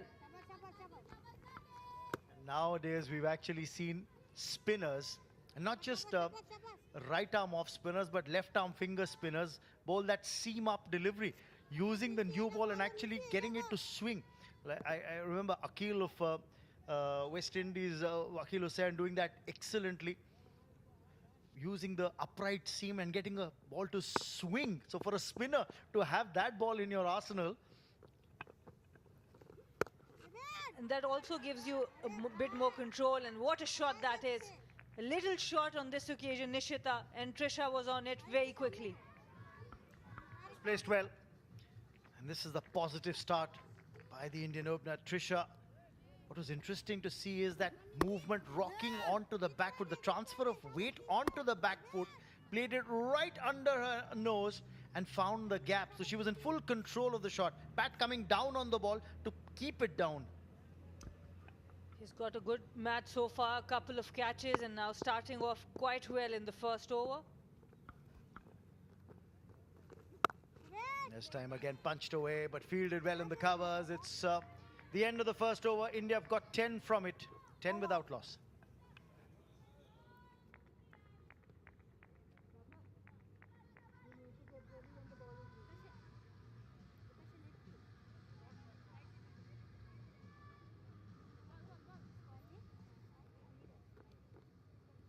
Lefty, lefty, lefty.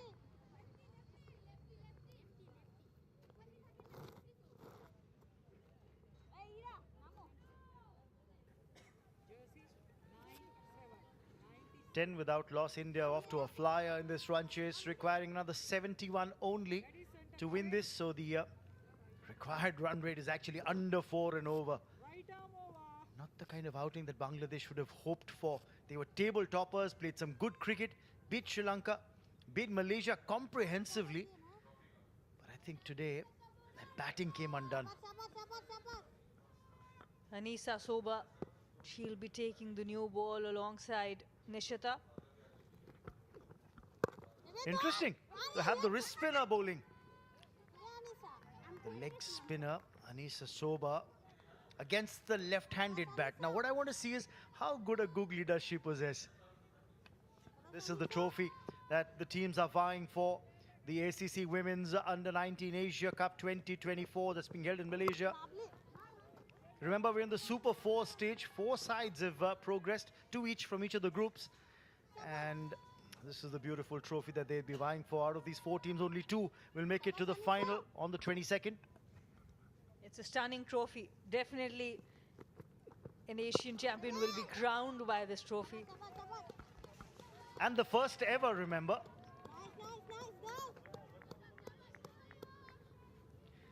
It's the inaugural edition. Yes, it does look like a crown, doesn't it? And that's why you'd be crowning a champion when you look at the shape of the trophy. Very aesthetically done. Oh, this could be close. A leg before appeal, and the umpire has no doubt whatsoever. Well, not the ideal choice of shot by Kamalini, and she's paid the price. And this is what dot balls can do. Just 3 dots there, and a very strange choice of shot there. Kamalini, who can hit the ball down the ground, nothing short there. She was not underneath the ball, almost standing and trying to play the lap. Kamini has to walk back for naught. Big wicket for Bangladesh. India 10 for 1.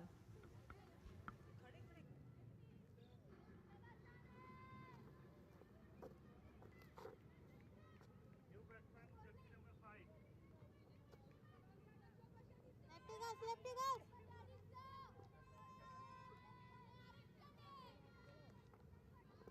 Anisa, good bowling. Anisa, it is good. Shabash, shabash. Body leg, correct. Thank you.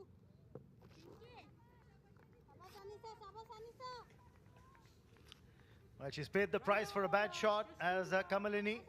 And that's brought a new batter at the crease. Sanika walks out into the middle. Sanika Chalke hasn't had much of an outing in this tournament so far. Little uppish. That drive, but the reason why she's here, let's take a look at that. And Anisa has been bowling well. She's been bowling full. This time it was a length delivery, but the shot selection was very strange for me. She can play so well down the ground. And it's so important to stay low if you're playing a lap shot. After 2 overs, India 10 for 1.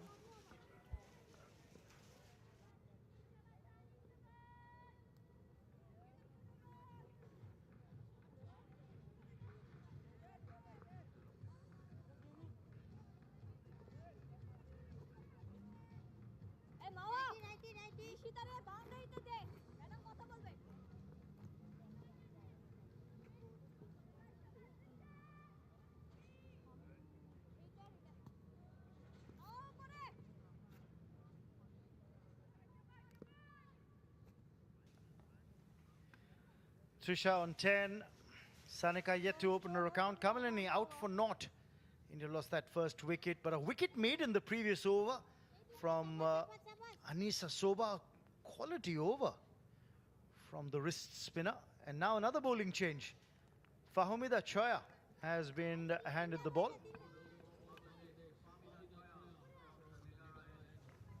And Bangladesh dealing with spinners in the power play all 3 overs. They've only seen spinner. And that's the ball. That's the shot we are talking about. For the lap shot, it's so important to stay low. And she was almost upright there. Too far wide, outside off. That's got to be called a wide. Taking another look at that dismissal, I just had a feeling that the batter was expecting a leg break. This is the delivery. Now you see the ball's gone straight on through. She was expecting the ball to turn down leg and initially was shaping up for a shot, a cross-batted shot towards mid-wicket, and then saw the ball coming straight and had to adjust to play the lap. But good bowling from Anisa Soba.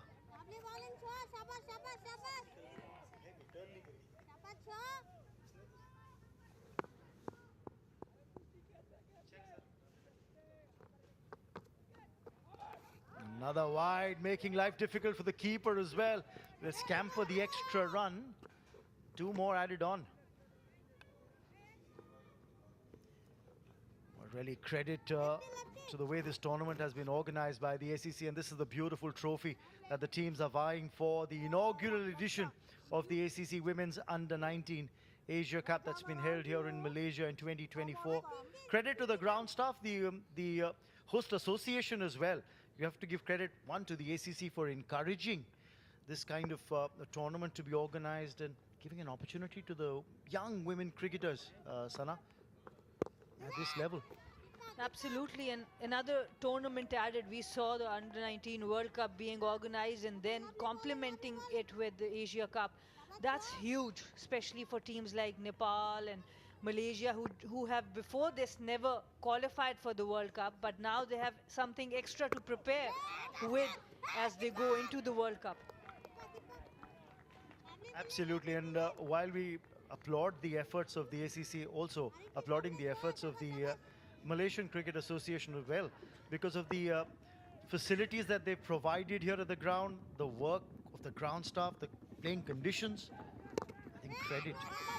You know, we've had thunderstorms, we've had rain over the last 3 or 4 days, yet the ground staff have worked tirelessly to ensure that the playing conditions are ideal for these young cricketers to showcase their talent. And overall, a very good tournament as far as the conditions are concerned. And that's another wide down the leg side this time. Choya finding it tough, the left and right hand combination. She is not a regular bowler now being used in the power play. A lot of pressure. Yes, and not too many runs to play with as well, so that's the problem for the Bangladesh bowlers as well.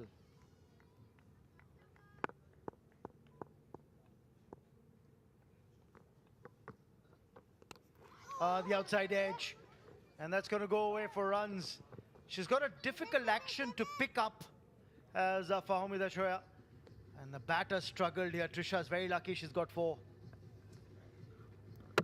From around the wicket, she was creating that angle. Generally, with an off-spinner operating with the new ball around the wicket, it's easier to stay with the angle and ball moving across the batter. And a slip fielder, whenever I see an off-spinner or a finger spinner, I always want to slip there. Especially when you've not got too many runs on the board, the only way you're going to win this is by taking wickets. So you have to attack. And I think that's where probably Shomi Akhtar, the Bangladesh skipper, missed a trick there. Fahumida's got that kind of action, you know, that makes it a little tricky for the batter.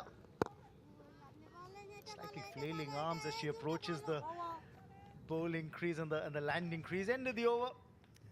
Got 9 from it. It's 19 for 1.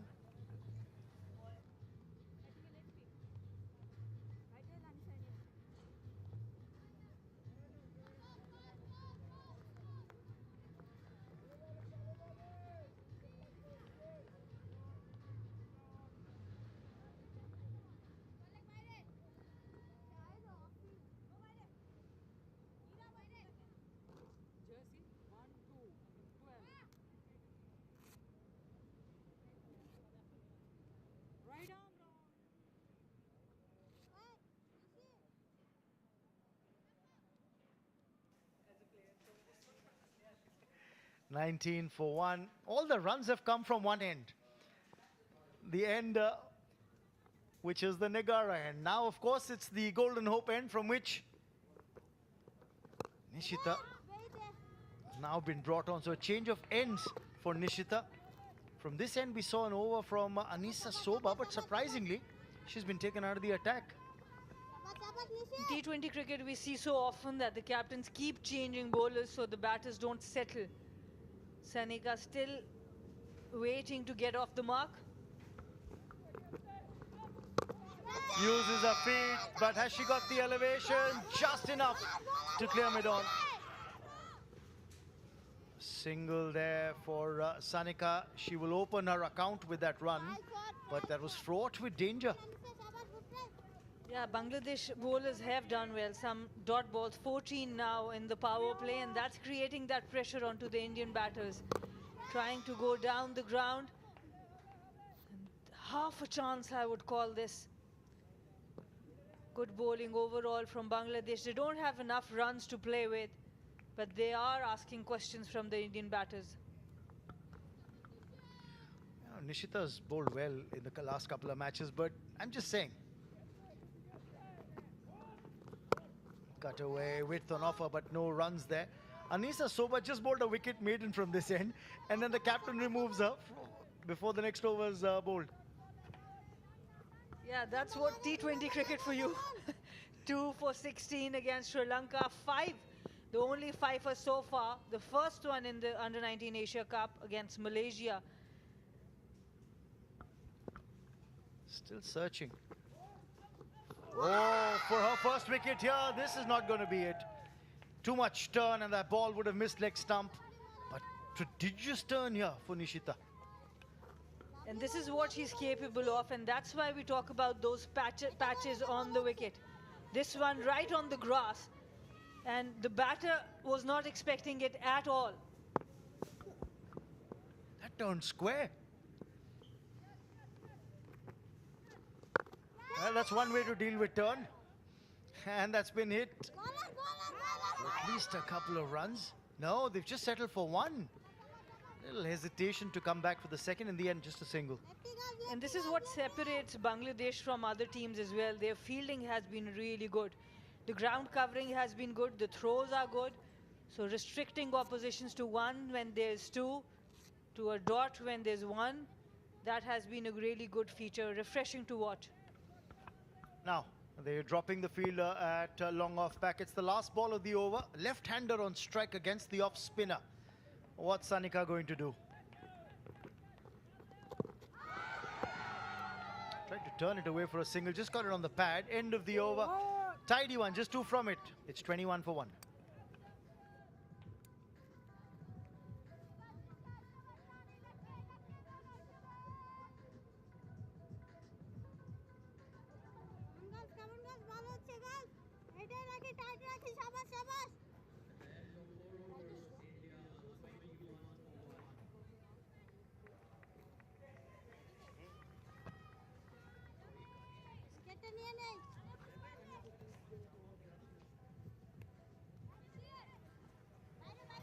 Look at the comparative scores. It's pretty much even, Stevens. India 1 down for 21, Bangladesh for 22 without loss. But this is where the entire story changed. Bangladesh literally imploded from the 6th over onwards, from being 27 without loss to at one stage being 7 down for 46. Talk more about this. I've got Dav Watmore joining me in the combox. Thanks, Raman. Yes, and the Bangladeshi girls also are making an effort with their spinners. The quality of the spinners is not quite the same as India, but they're doing a very good job. So it's been a trial of spin for both teams, and at 21 for 1, there's no problem with the required run rate. It's only a very small, modest total to chase. So I wouldn't be bothered too much with the required run rate. We just need to accumulate runs. Defensively played. The important story here is, what do Bangladesh look to take away from this game? They would like to make a fight of this for sure, but with just another 59 to get for India from here, what are you aiming for? What are the targets that Bangladesh are setting for themselves in this match? Well, for a start, they need to get more runs. There's no question about that. They're used to scoring runs. They came across an opposition who are absolutely committed and a high degree of skill.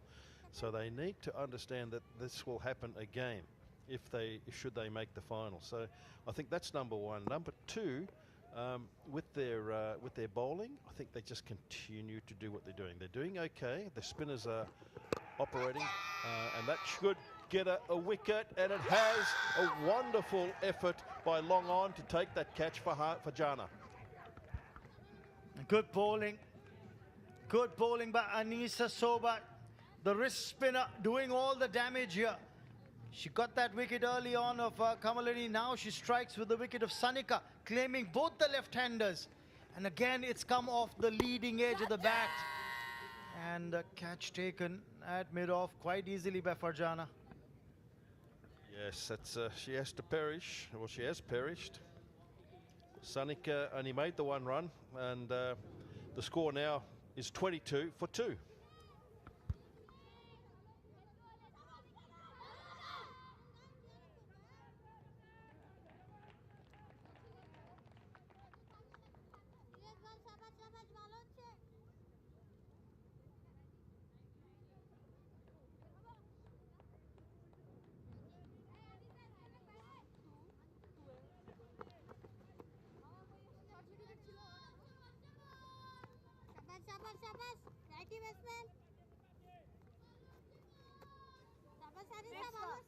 So both the left-handers falling. First Kamalini fell to Anisa Soba's wrist spin, out leg before, and now Sanika, the other left-hander who came in, out caught at mid-off, and now Nikki Prasad, the captain, gets an opportunity to come out there and bat in this tournament.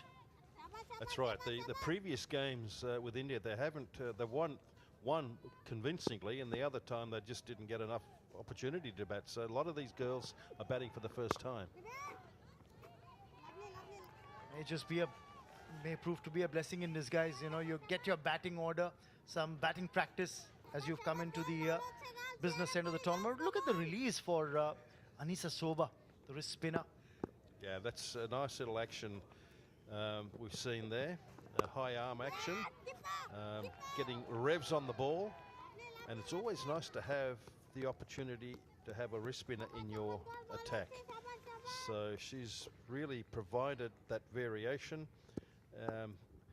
and was rewarded with another wicket. No runs there. Again, it's a packed offside field. That ring of fielders on the offside. Another wicket taking over from Anisa Soba comes to an end. It's 22 for 2.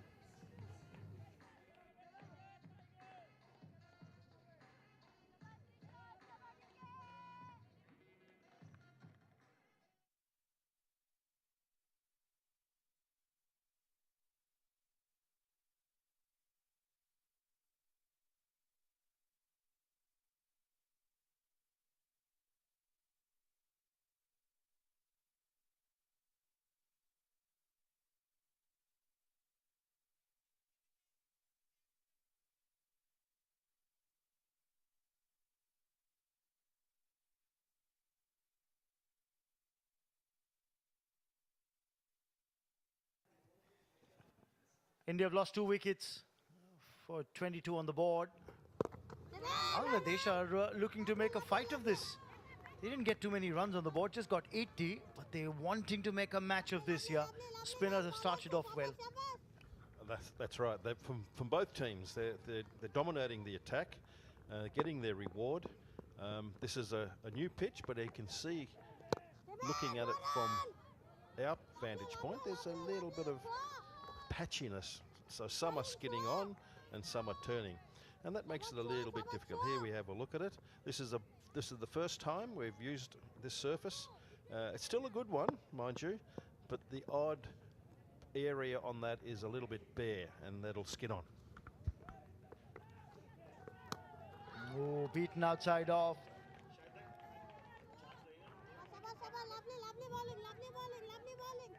And what you're saying is so right. A couple of deliveries, Dav, have turned square on this surface from the off spinner. We saw Fahmida gets some prodigious turn. Nishita gets some prodigious turn.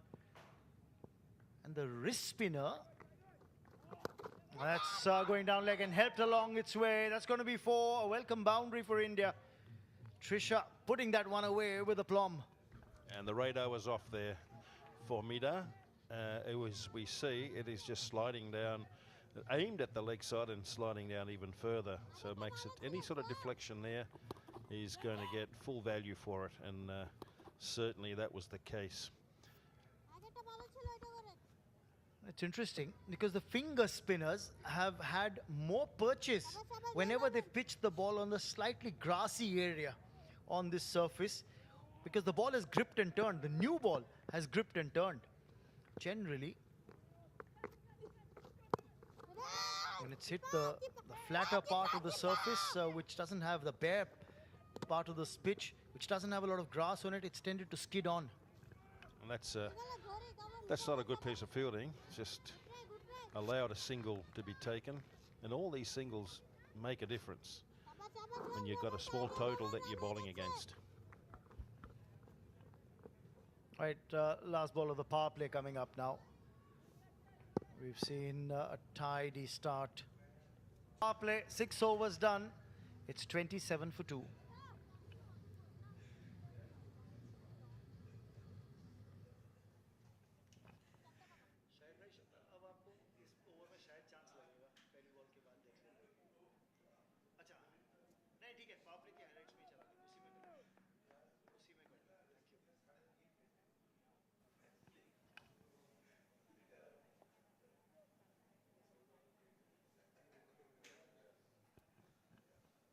Chasing 81.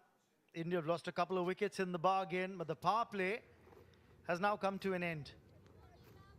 Now into the second phase where Bangladesh can have 4 fielders outside that 23-meter circle. But let's take a look at what happened. An expensive first over, went for 10. Yes, it was some very good play by Trisha, and she's a strong goal. There's that one wicket that's fallen, and then an outside edge coming around the wicket as a spinner. And here we have a second wicket that's gone. So in the power play, there was 26 runs scored for the loss of 2 wickets. And compared to India, it was 28 for 2 to Bangladesh. So the score now is 27 for 2 in this power play. Yeah. Not much to choose between the two sides. If one were to talk about it at the end of the power play. Not much difference in terms of runs. India losing those 2 wickets. But the important part, there was a point I was trying to make about the spinners. Meanwhile, Afia Era has come on to bowl. More spin from Bangladesh, and quite expectedly so. That when the wrist spinners bowled, surprisingly, the finger spinners has extracted more turn off this surface than what the wrist spinner has. And when you look back at the 2 wickets, Dav, that have fallen off the left-handers,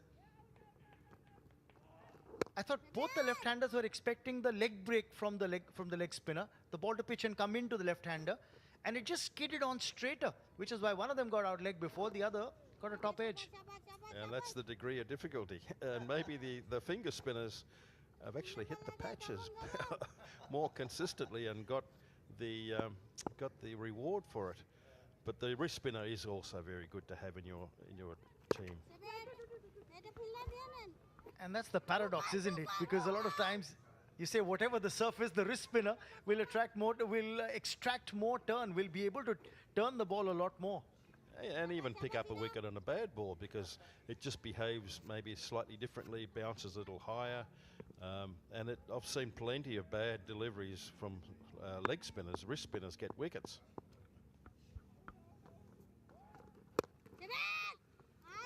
Worked away for a single. Trisha gets that run. There's a fielder at almost like a silly mid-on, trying to cut off the single for the shot played down the ground. Now that's the offside field for you. Long off is back at the fence there. But on the leg side, now that short mid-on, more like it.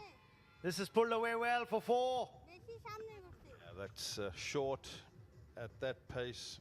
It's not a difficult shot for the batter to play.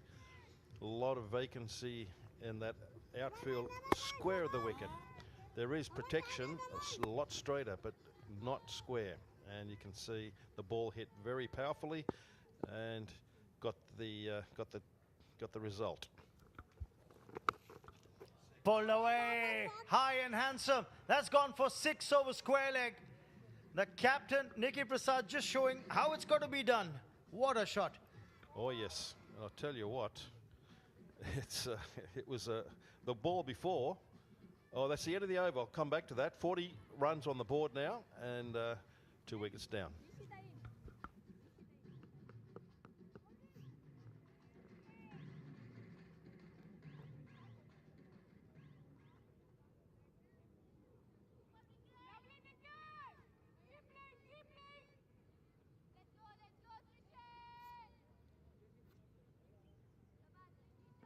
Jersey 97, 97.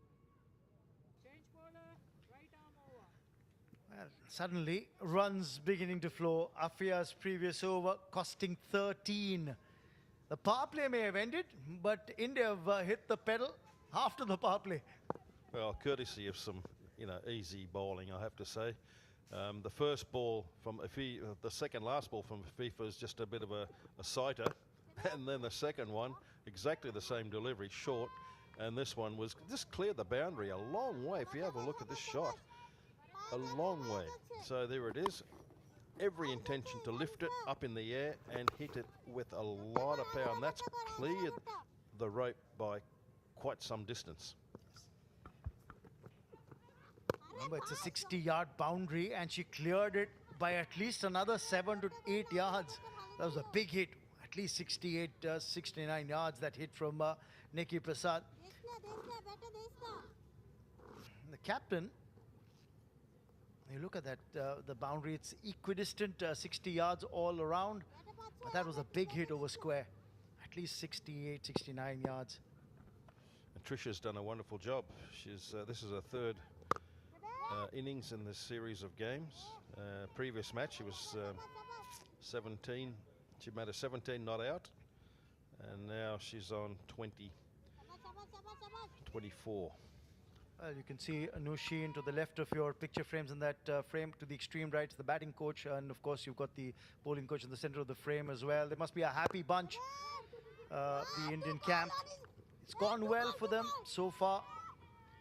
The win over Pakistan, comprehensive. They would have won that match against Nepal as well had weather not played spoiled sport.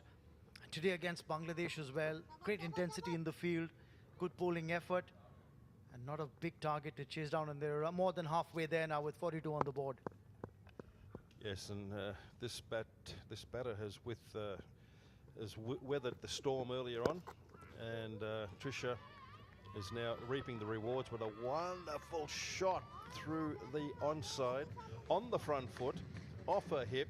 Not easy to play, I have to say. This girl has got some good power, and she's, on this occasion, showed that she's got good timing as well. Have a look at this. Wow, what a shot. Use of the wrists to play that shot. Very wristy shot to execute. Trisha moves up to 28. And only 35 required for a win here. It'll be a good start to the Super 4 stage for India. Remember, only 2 teams out of this Super 4's stage make it through to that final on the 22nd, driven down the ground, which means Trisha with the single will retain strike. 47 for 2 at the end of 8.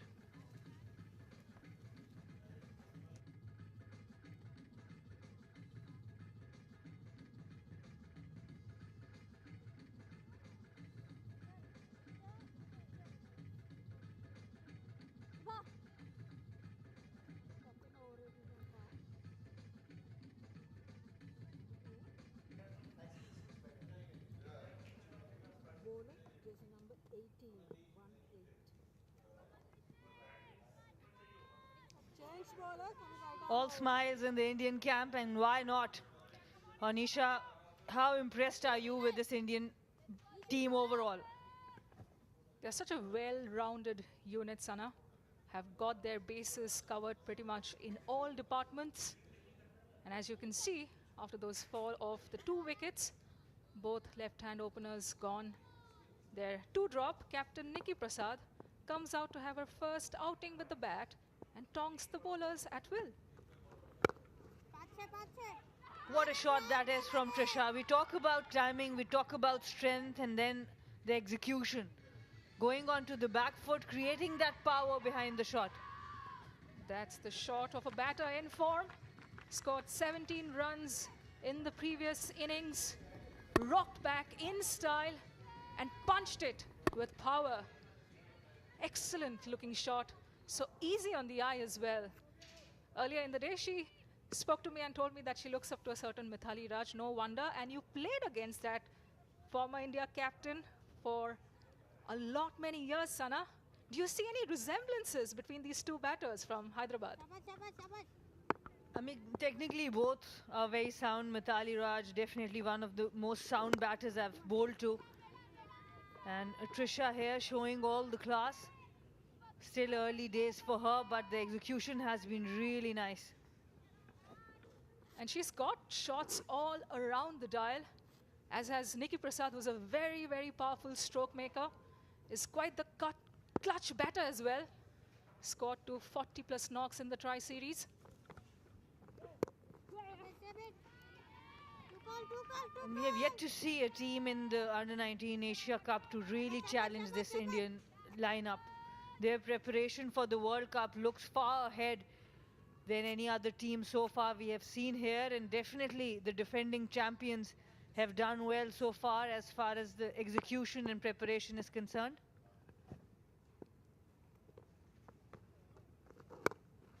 Nudged into the leg side by G. Trisha will pick up a single.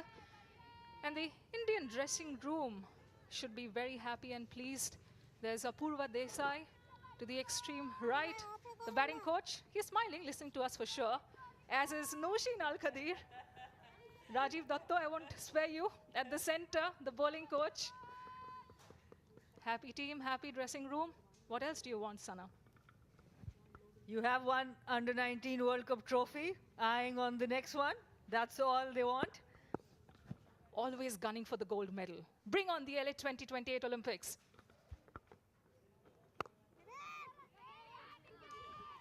Very good shot once again. Desperate dive in the field for Bangladesh.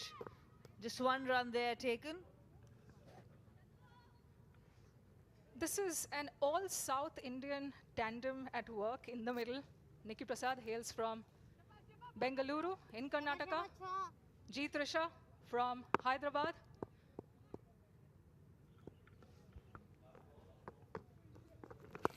And again, a little shot and the catch dropped.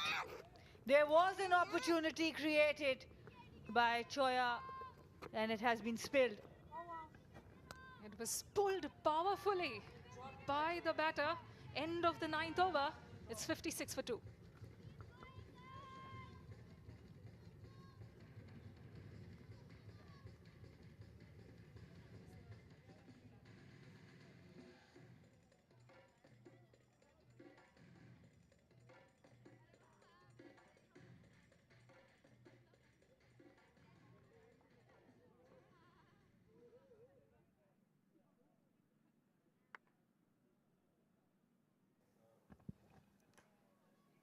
India 56 for 2 after 9 overs.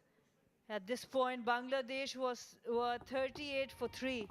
There was an opportunity created by Choya and spilled by... And it was perhaps the power in the pull, Sana, from G. Trisha. Important reprieve. She's motored along nicely, has G. Trisha. 36 runs of her 30 balls. Has done much better following her 17-run knock in the previous game. Bangladesh, in the meantime, will be ruining those drop chances.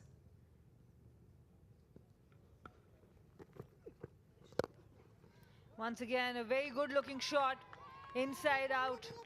And Indian batters have looked really good, especially on the offside. It's a good partnership brewing between these two batters, Nikki Prasad and G. Trisha, putting India on the ascendance. Up and over, cleared the front foot and caressed it over the fielder at cover. Another boundary to the name of Trisha. What an important and eye-pleasing knock is this youngster and under-19 World Cup winner playing for India under-19s here.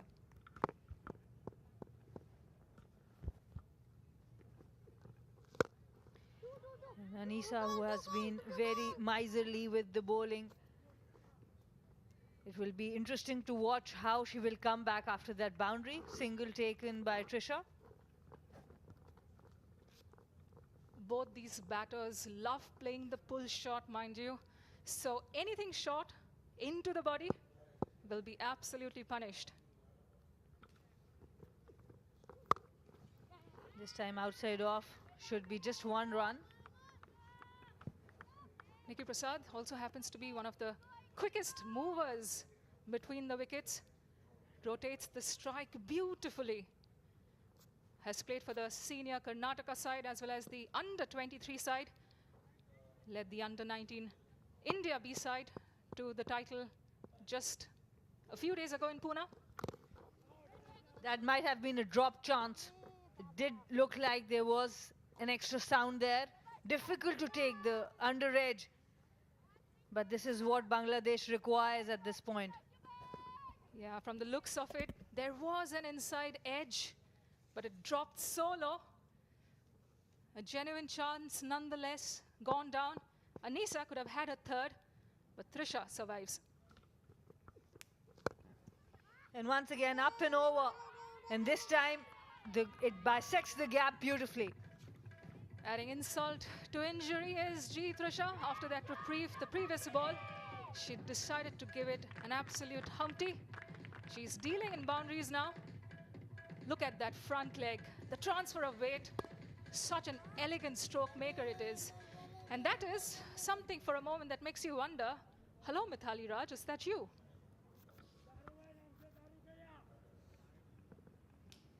"15 runs now required of 61 deliveries.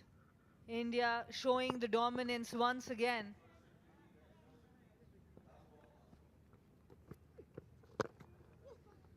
And she keeps the strike as she approaches that 50 mark after 10 overs. India 67 for 2.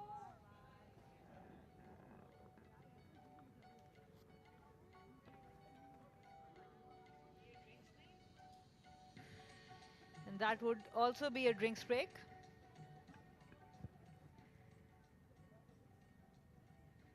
At the end of 10 overs, India are 67 for 2.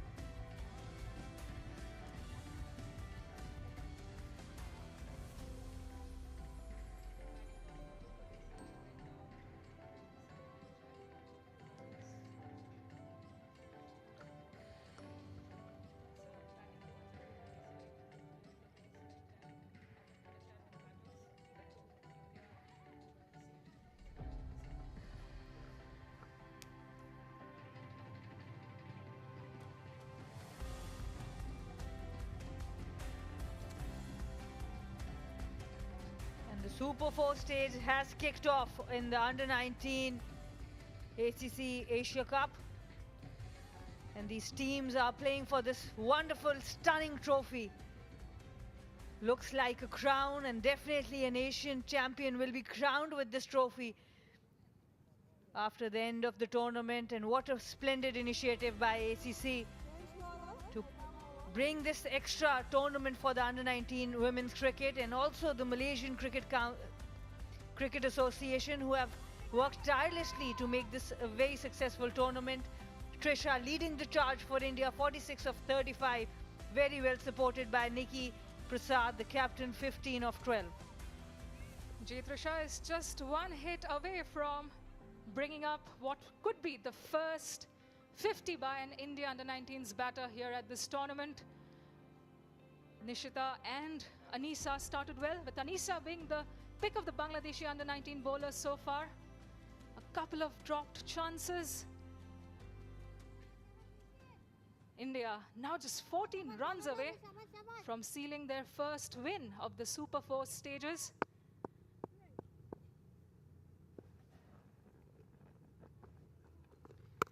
Nishita back in the attack, and there's another misfield by Bangladesh. We talk about the fielding, which was really good before this match, but in this match they have struggled. It was short, it was wide, and it was crunched by Trisha, and it just went past the field at point. Two batters deciding to settle for just that single run.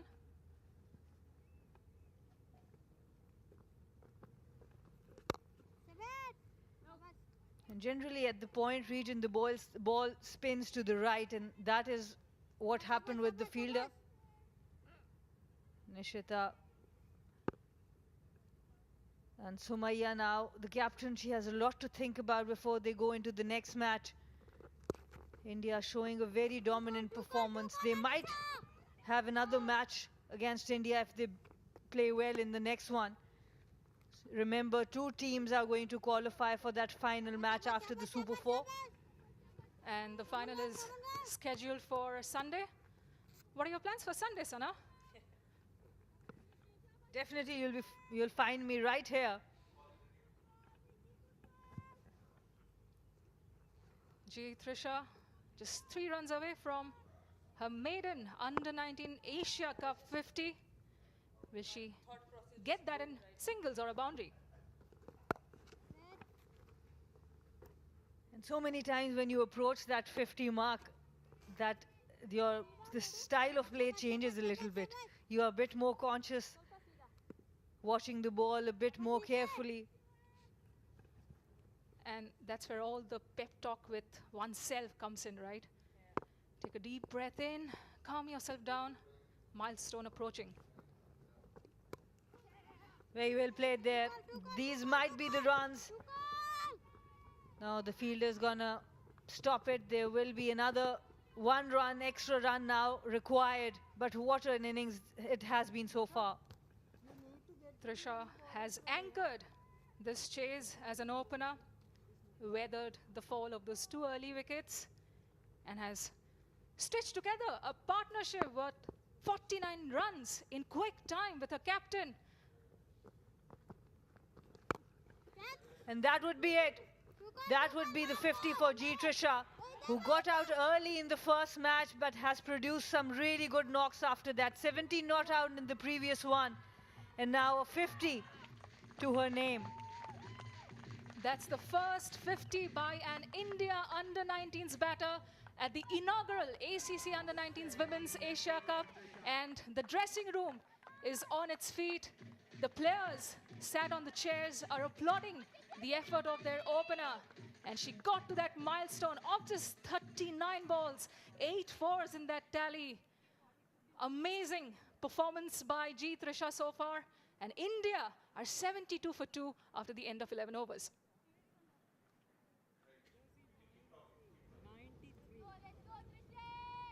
And the partnership also 50 of 39. Just exactly what Trisha has scored for herself is the partnership between Trisha and her captain, Nikki Prasad. She's led the charge, mixing caution with aggression, making sure that the scoreboard keeps sticking with those singles and twos, and also giving the ball the Humpty with those occasional boundaries. It's been a delight to watch this batter. And hey, what a good day to do this, because her father, G.V. Rami Reddy, who's played a very important part in her journey, is out here at the Bayumas Oval watching his daughter play. That's a special moment, a very special moment for the young girl, especially her father out there, Farjana, bowling her first over for Bangladesh here. And it shows a lot of character. She got out on naught against Pakistan, and then it was a rain-affected match, the last one. But the way she operated in that match, the boundaries she hit, you can see the confidence was coming back for her.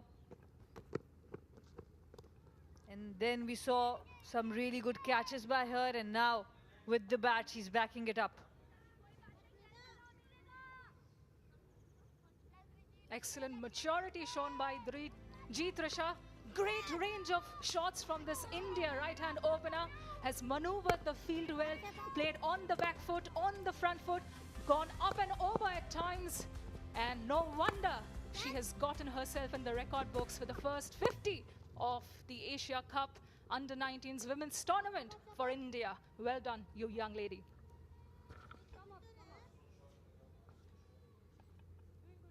Before this, we have seen the Sri Lankan captain Manodi Nanayankara scoring a 50, and this time it's Trisha scoring it off just 42 deliveries, and the team supports her, backs her up. That's a brilliant shot once again. Two fielders converging on the boundary, but they can't do anything about it because it's perfectly timed and perfectly placed.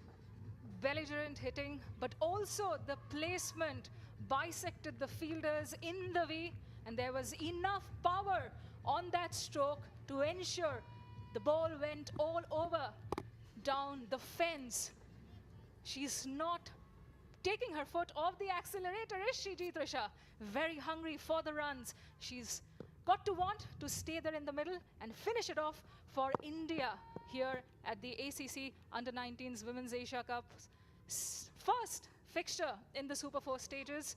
India just 5 runs away from getting their first win under their belt at this stage.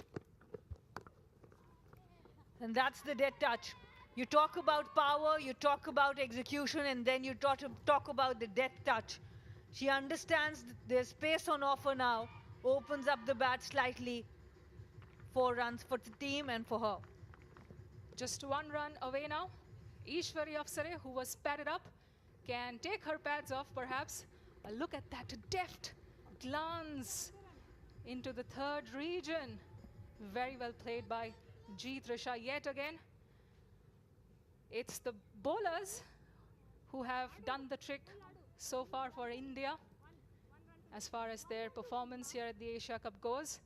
But it is Trisha who has followed up with the big runs after G. Kamalini scored 44 not out in that first game against Pakistan. All right, last run to get in this paltry chase. Where is it going to come from? A single or a boundary? Do you finish it off in style, or just go for the muted kind of an end to this very impressive innings?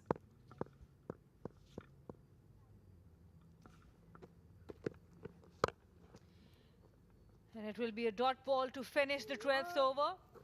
India 80 for 2.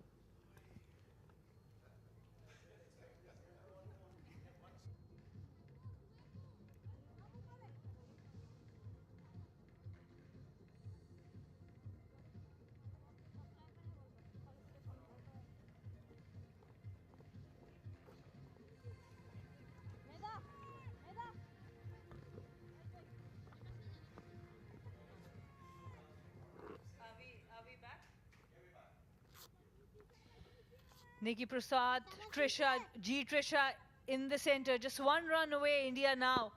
And this would be a very important victory for them. And there you go, a big shot, a big heave, and the captain, Nikki Prasad, finishes it off in style with the maximum. Bangladesh were with 4 points there and rain affecting this tournament, this was a very, very important win for India. Now they are the leaders as far as the points are concerned. Dominating performance with the ball first up, followed by an equally impressive performance with the bat. India get their first win in the Super 4 stages by a whopping 8-wicket margin over the Bangladesh under-19s, and it was the captain, Nikki Prasad, who went for the slog sweep and made sure it sailed over the rope for a belligerent 6. What a way to finish this innings and the match. Well done, Trisha and Nikki Prasad for laying down the marker of sorts, Sana. Absolutely, India is the team to beat in this tournament. Unbeaten so far, the only team that's been unbeaten. Other teams will have to really up this game.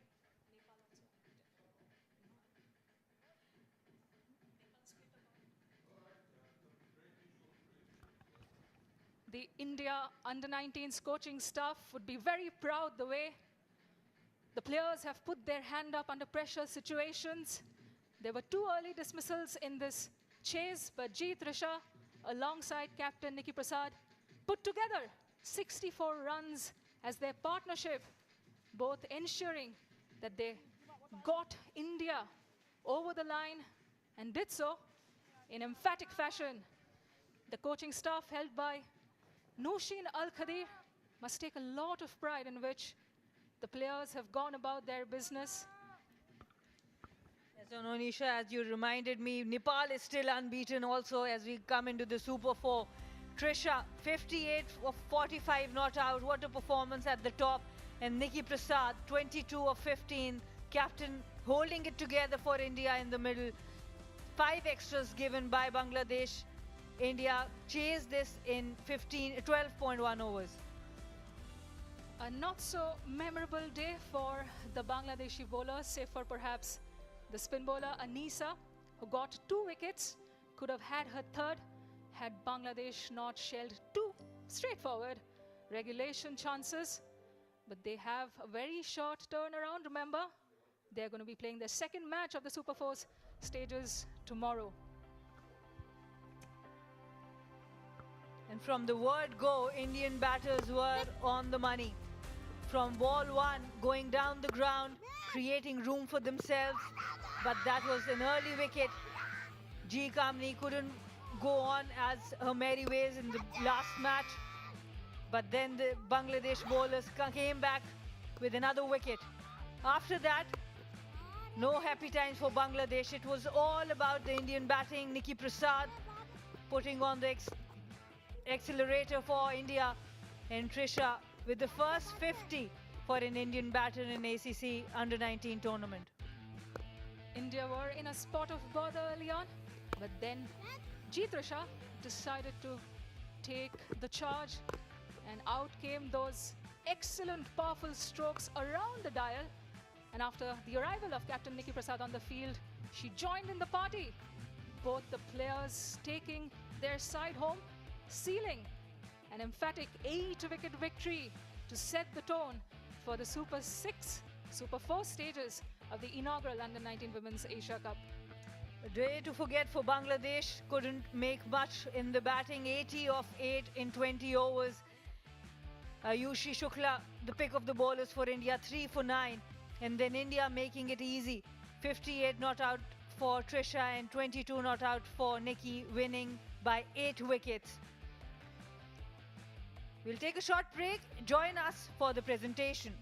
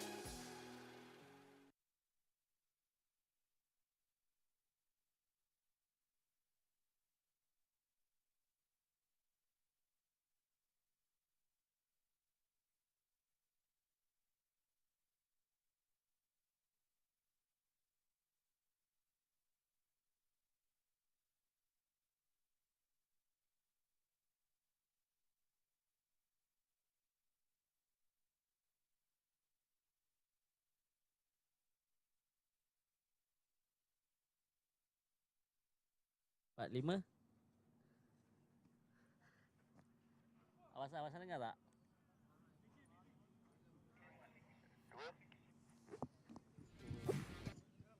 Tes, tes. 1, 2, 3. 1, 2.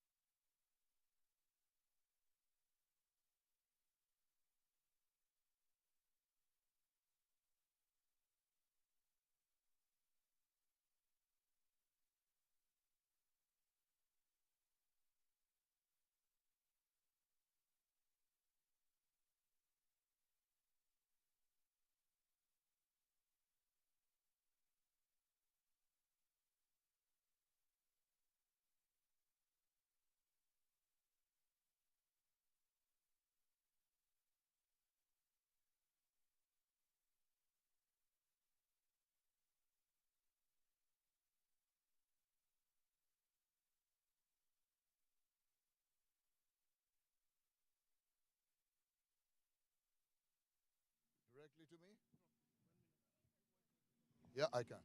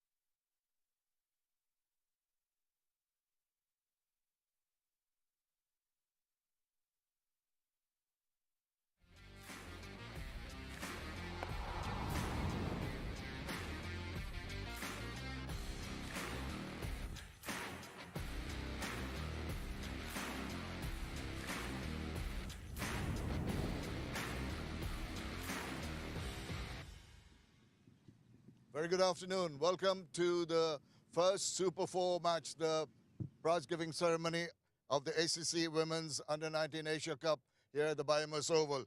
It was a very one-sided match. India, absolute domination. They really didn't give the Bangladeshi batters a chance. Were bowled out for 80, and eventually India winning by 8 wickets. Congratulations to India and commiserations to the Bangladesh side. Well, I'd like to introduce you to our guest here today. It's my pleasure to introduce Mr. Rajas H. Maniil, First Secretary of the High Commission of India. Thank you for being here with us. Right, straight away I'd like to call upon the Bangladesh captain Sumaya Akhtar to come across and have a few words, please. Sumaya, you understandably look sad, but this was a tough game. I mean, initially you started off well with the bat, but wickets kept falling at regular intervals. Middle order batsman is not responsibility. Me also. Yeah, of course, you also have to take the responsibility. But you put one behind. There's an important game coming up against Nepal tomorrow, so you need to get ready for that. Yes, match is finished, so finish. Yeah, but you've got to work out where you went wrong so that you can come back strongly. Okay. So, right now, I need your thoughts to just say how, when you bowled, you didn't have a big total to defend. So your bowlers had a tough time. You needed support in the field. Yes, of course, my team always support fielding. Today is so many mistakes. That's why I'm losing the game. I hope you rectify those mistakes and come back strongly for tomorrow. Thank you for talking to us. Thank you. All right, that is the Bangladesh skipper.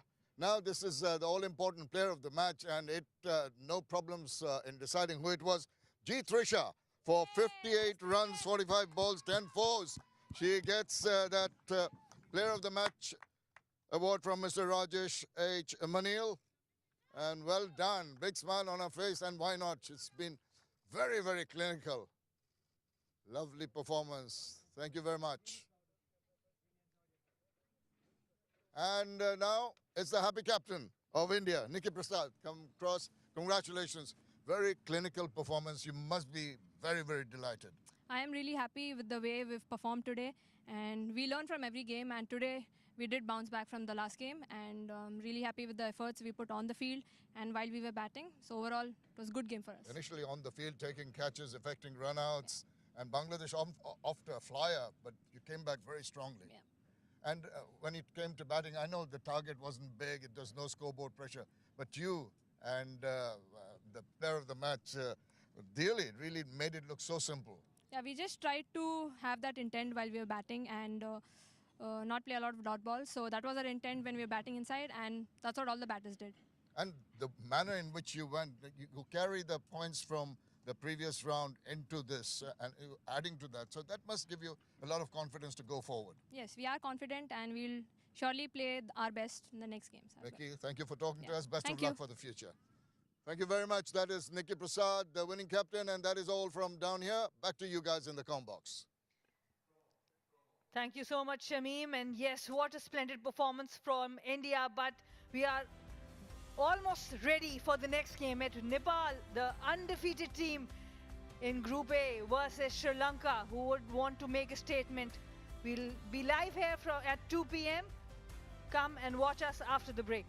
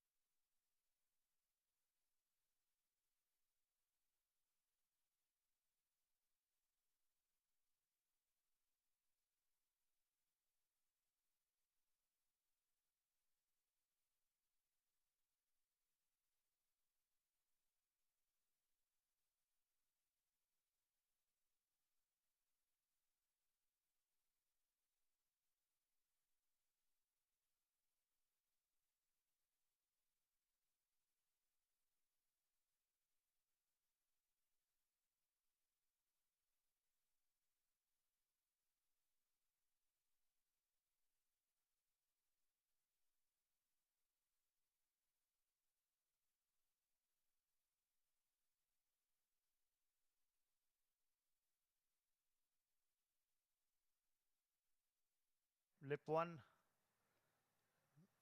Check है जी चलो जी ready है जी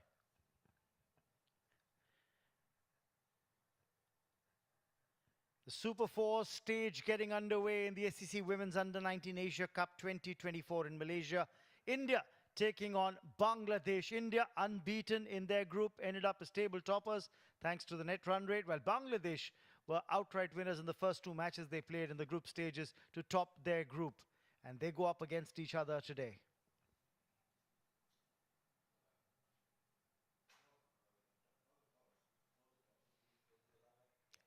The Indian captain won the toss and elected to bowl first. Bangladesh coming into this match with an unchanged 11. Soumya Akhtar would be hoping for a very strong showing from her batters, as at the toss she said they would be aiming for a 150-run score on the board. So aggressive intent. They've played some positive cricket, and that's what the captain was hoping for from the batters in this match as well. As far as India were concerned, they'd made 4 changes in that lineup against Nepal, and therefore bringing back the regulars. 4 changes today as well in this match against Bangladesh, bringing up the key pacers Joshita and Shabnam, and of course also including Sonam Yadav back in the playing 11. Let's join commentary from the first ball. Clinical bowling effort by India, restricting Bangladesh to just 80 for the loss of 8 wickets in their 20 overs. They got off to an attacking start, were 27 without loss at one stage for Bangladesh, but the Indian spinners then applied the brakes on the scoring, and they lost wickets at regular intervals. Only 4 batters getting into double digits for Bangladesh. Eva and Fahumida making 14 and 10, and then that late flourish from Nishita, who made 10, and Habiba, who scored 11 of just 4 balls, ensuring that Bangladesh got to at least 80 for the loss of 8 wickets. Splendid spell of bowling by the Indian spinners. Ayushi Shukla bowling her 4 overs for just 9 runs and claiming 3 wickets was the wrecker-in-chief. A tidy spell from Parunika Sisodia as well. 3 overs, none for 8, was very economical. Sonam Yadav chipping in with wickets, 2 for 6 of a 4 overs spell, and Mithila and Shabnam contributing with a wicket apiece. So the target set for India to win this match was 81 runs.